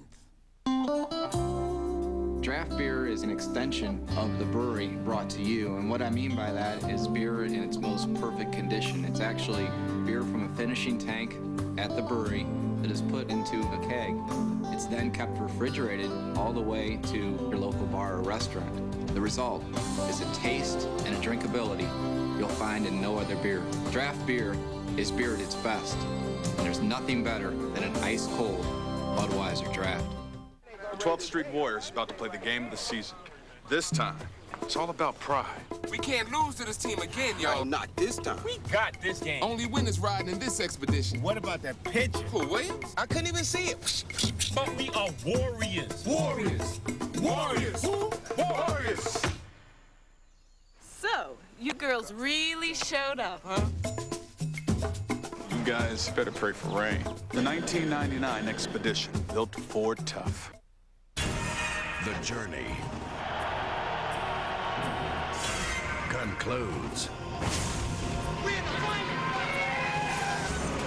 The last test of heart and desire is here. Starring the San Antonio Spurs. It's unbelievable! And the New York Knicks. Trap works. The NBA presents the finals on NBC. Now playing. Golf's greatest championship, the U.S. Open, begins Thursday at 3 Eastern, featuring Woods, Norman, Love, and more. The U.S. Open on NBC.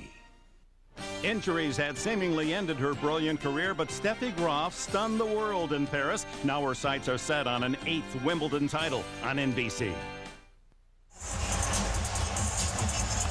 Well, Jaren Jackson has done a nice job off the bench tonight for the Spurs. Hit some timely shots.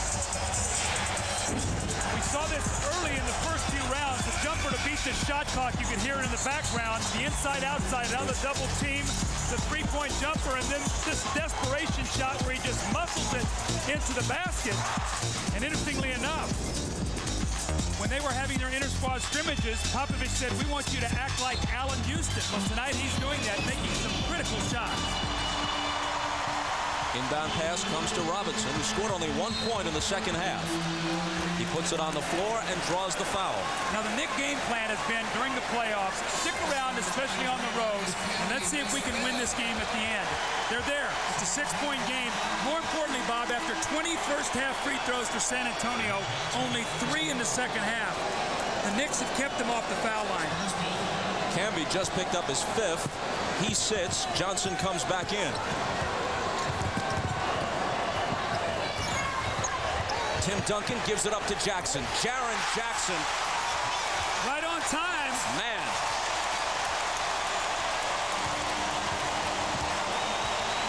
He has just been huge throughout this playoff run for the San Antonio Spurs. Sprewell. Tip try by Thomas won't fall. And Duncan protects the rebound. Spurs by 9.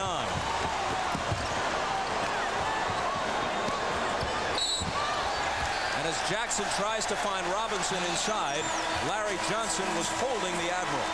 The reason Jaren Jackson is getting so open is because Duncan and Robinson are creating so many opportunities. This time the dribble penetration and the kick, that was your 7-1 center, dribble penetrating and finding a shooter in the corner. 4 fouls on Johnson. Duncan open, short from 20. Rebound snatched down by Sprewell. He weaves his way into the front court. Finds Chris Childs. The bounce back inside to Sprewell. Now Larry Johnson. Off the glass, no good.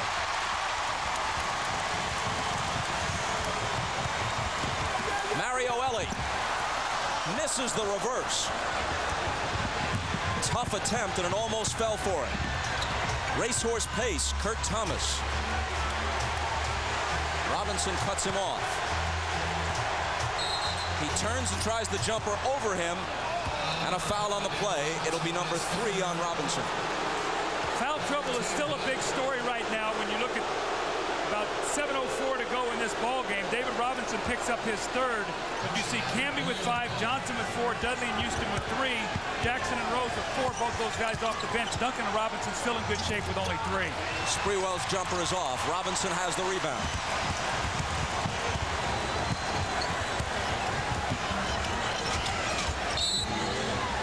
Steve Javy blows his whistle. Kurt Thomas is hit with his 3rd. The Knicks big men are working so hard to keep that ball away from the post, and San Antonio does a nice job swinging that ball to get a good angle to throw it in there, and Kurt Thomas caught that time with a foul, but they're working so hard inside. Johnson trying to find Robinson. Broken up by Larry Johnson, and he'll pick up number 5. You tell your guys, play defense before the guy catches the ball. And you see Larry Johnson this time working hard. Little touch foul there over the top. More importantly, that will be the team 5th. So San Antonio will shoot free throws the rest of the game, and now Larry Johnson has 5 fouls. See, the problem you have with this is when you have to play Dudley in the 4th quarter, he's a poor free throw shooter, but more importantly, Bob, he's not a threat to make a shot out on the floor, so now San Antonio's big men can really gamble on Sprewell and Houston. But Van Gundy's hand has been forced. 1 of 2 for Robinson, who scored 13 points, has 8 rebounds and 6 assists. Bob, I think you see also, too, the refs are really calling this game close. It's been something we've seen all the playoffs. They're trying to clean up post play. Sprewell splits the defense, but it's shoved back in his face by Robinson. Thomas keeps it alive. Sprewell tries it again. And Robinson comes away with it. Chris Childs breaks it up, stepping in front of Avery Johnson. His pass deflected out of bounds by Jaren Jackson. New York ball.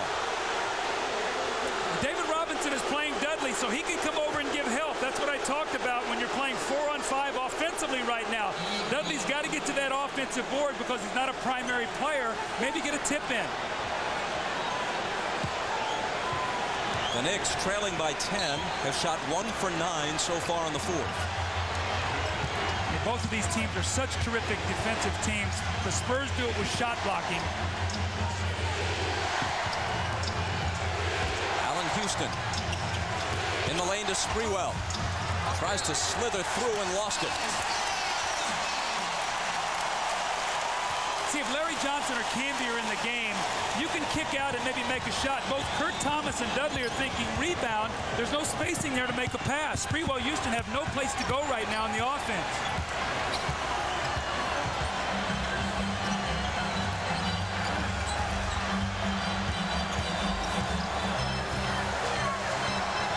Duncan turning on Dudley and scoring. 27 for Tim Duncan. He is so good. I love his composure. Bob, as I've said many times before, I would never want to play poker against this guy. You wouldn't know what he was holding. Timeout, New York. The cheers cascade down from the rafters. 39,514 whooping it up.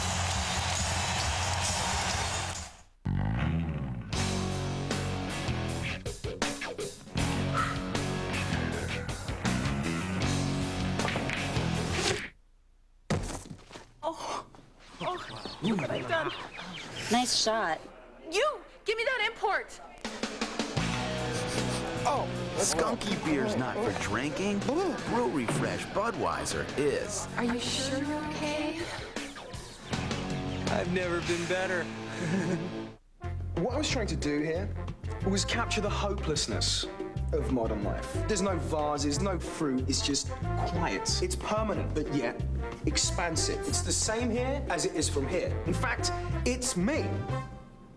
You ran out of paint and the art store wouldn't take a check again, right? Right.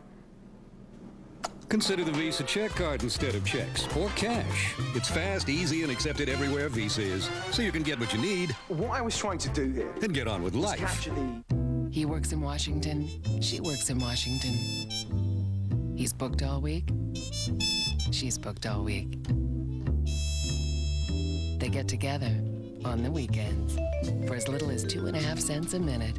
Introducing Sprint 1000. 1,000 minutes of weekend calling every month for $25. 2.5 cents a minute. And they say people in Washington are out of touch. Call Sprint at 1-800-PIN-DROP now. He's got pride in his heart and dirt on his hands. There's one place to find a hard-working man. Ford Country, look at that truck. Ford Country, built Ford tough. Ford Country, when the work gets done. Ford Country, the whole world's Ford Country. Later on an all-new Tonight Show in high def, will Dennis Rodman be reunited with new Lakers coach Phil Jackson? Who would make the first call? Would Phil call you or would you call him? We'll do lunch. Do lunch. Now you're getting very L.A. Plus Christina Ricci, Phil Collins, and Ahmad Rashad and D.L. Hughley from the NBA Finals. Who is the worst dressed dude on the team? Then on Conan, Noah Wiley tonight.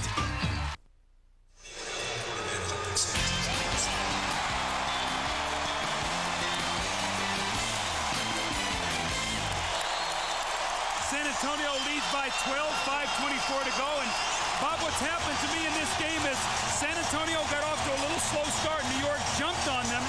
They were a little rusty. They've gotten their legs, and they've done it by pounding the ball inside, going to their big people who've really softened up the defense and really forced New York to be in terrible foul trouble early in this game.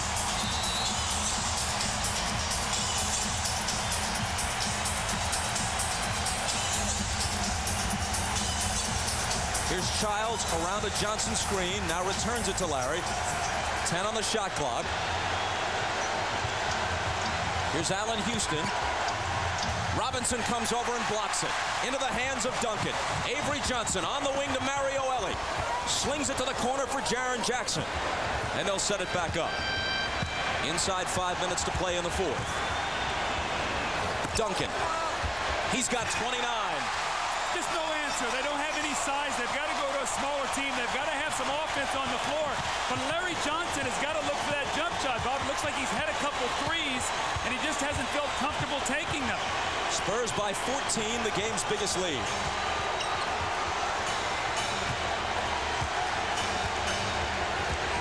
Childs on the move to the left hand, missed it. Thomas follows and connects.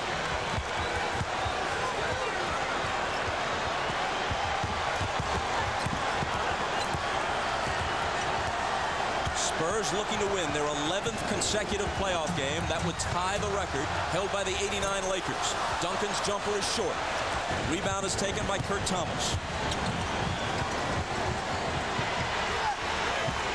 Sprewell penetrates. Just exploding to the hoop, but it rolls off the lip of the rim. Tough break that time by Sprewell. Just, as you said, just speeded to the rim. Just got a tough roll there. Avery Johnson and a whistle. Before the shot, no basket. A reminder, following the game on most of these NBC stations, it's your late local news, then The Tonight Show. For those of you who'd like to continue with coverage of the finals, there's a post-game special on CNBC immediately following the game. I think that'll be with our buddies Bill Walton and Steve Jones, correct? You guys who did a great job covering the Eastern Conference Finals. The snapper and Bill, never short for an opinion or for a disagreement. The team of Jones and Walton on CNBC after the game. Avery Johnson comes up empty. Johnson out, Camby in for the Knicks. Allen Houston trying to make something happen, and can't. The rebound to Robinson. Haley's doing a good job. He's really keeping him out of the lane, bumping him and forcing him to take some tough shots. Looks like Allen's getting a little tired.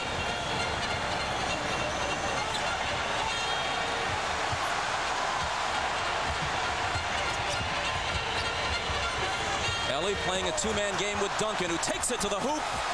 Doesn't get the roll, but the tip is credited to Duncan, and now he has 31. 31 for Tim Duncan. Exactly 3 minutes to play. Knicks down 14. Their run of Game 1 victories on the road about to end. The 12th Street Warriors about to play the game of the season. This time, it's all about pride. We can't lose to this team again, y'all. Oh, not this time. We got this game. Only winners riding in this expedition. What about that pitcher? Who, Williams? I couldn't even see it. But we are warriors. Warriors. Warriors. Warriors. So, you girls really showed up, huh? You guys better pray for rain. The 1999 expedition built Fort Tough. Man, we're gonna get crushed. Yeah. Where's your cousin from Philly who's supposed to help us out? Why don't we just find out? What? Dial 1-800-CALL ATT and call collect. Now? It's the same low rate every minute, everywhere. So drive right down the center and dial 1-800-CALLATT. Is Pee-wee there? Pee-wee? He left 3 hours ago.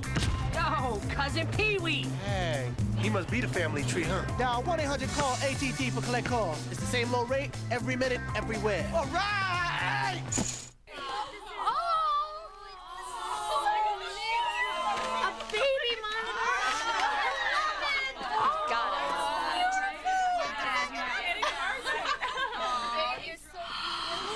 You guys! You didn't! You did! And guess what? We got you Michelin, because so much is riding on your tires. Thank you. Can your camera take 3 different picture sizes whenever you want? Is your film as easy to load as this? And are your favorite pictures as easy to find as this? Advantix. Drop-in film loading, index print, and 3 picture sizes. Buy an eligible Kodak Advantix camera and Kodak will send a free Advantix camera to anyone you choose. A lot of you are probably wondering how a guy like me gets a show on NBC. I just called him up. I said, I was sitting around one day and I was just like, I seen Friends. You know, I got friends. I've seen Cheers. I drink. What's the big deal? Hire some writers, get rich. I've seen ER. I've been to the hospital. At the start of the game, we talked about the proverbial window of opportunity. At the beginning of the contest, San Antonio tried to physically intimidate their visitors. They forgot that that just energizes the Knicks. New York's early success was a wake-up call for the league's best, but the alarm signaled a clinic in championship-style play led by Tim Duncan and David Robinson. Then the hot hand of Jaren Jackson brought about the Knicks' worst fear. How do you stop all the weapons the Spurs bring into these NBA Finals? Bob, in the fourth quarter, Sprewell and Houston are a combined 0 for 8. And what I think you've seen is what we talked about, how hard they're working to get their scores. Allen or Sprewell, they beat somebody off the dribble. They run into either Duncan or Robinson. They have to work so hard for their shots. They're just wearing down right now. New York trailed by 8 at the start of the quarter. Here's Childs. It would have been a 2. It's no good. Thomas clears it, gives them another try. New York is now 2 for 15 in this quarter, and they've scored but 7 points. Make it 9 as Thomas swishes one off the baseline. But they still trail by a dozen. Jaren Jackson. Now David Robinson. He has it back. Jackson fires a 3 and puts the Knicks away. You got to pick your poison. Do you take it away from the big guys? If you do, the Spurs have come up with timely shooting all throughout the playoffs. Tonight, once again, it's Jaren Jackson playing instead of Sean Elliott in the fourth quarter. Sprewell answers with a 3, but too little, too late. Perhaps appropriate that tonight it's the former ABA team who has hit the majority of the threes. Spurs have 6 of them. Sprewell's was just New York's second.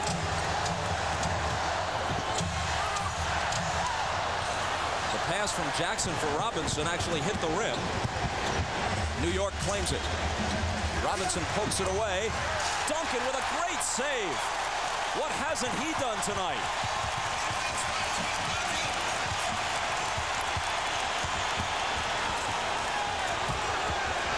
Duncan had it stripped, but there was a foul.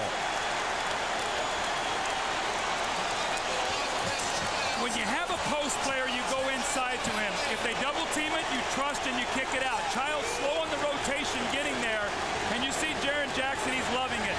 You said you got to pick your poison, and Bob, I think as you go into game 2, if you're Jeff Van Gundy, do you start out the game early by doing more double teaming and protect your team against fouls, try to keep your guys on the floor? That frees up the three-point shooting, so you've got to make a decision here what you want to do, but they have got to protect Larry Johnson and Camby. They need those guys on the floor. Duncan missed the first, looks for his 32nd point, and there it is. The '89 Lakers swept all their playoff series leading to the finals, winning 11 straight games. Then they themselves were swept by the Pistons with Byron Scott and Magic Johnson hurt. Tonight, the Spurs equal the Lakers' record, winning their 11th consecutive playoff game.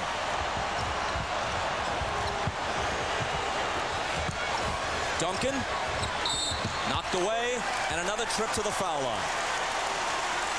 Another reminder, right after the game, on most of these NBC stations, it's your late local news, then The Tonight Show. But for those of you who want more basketball, switch over to CNBC on cable. There'll be a full post-game report. Isaiah Thomas, Peter Vesey, Hannah Storm, the always enjoyable team of Snapper Jones and Bill Walton, interviews with players and coaches. That's immediately following the game on CNBC.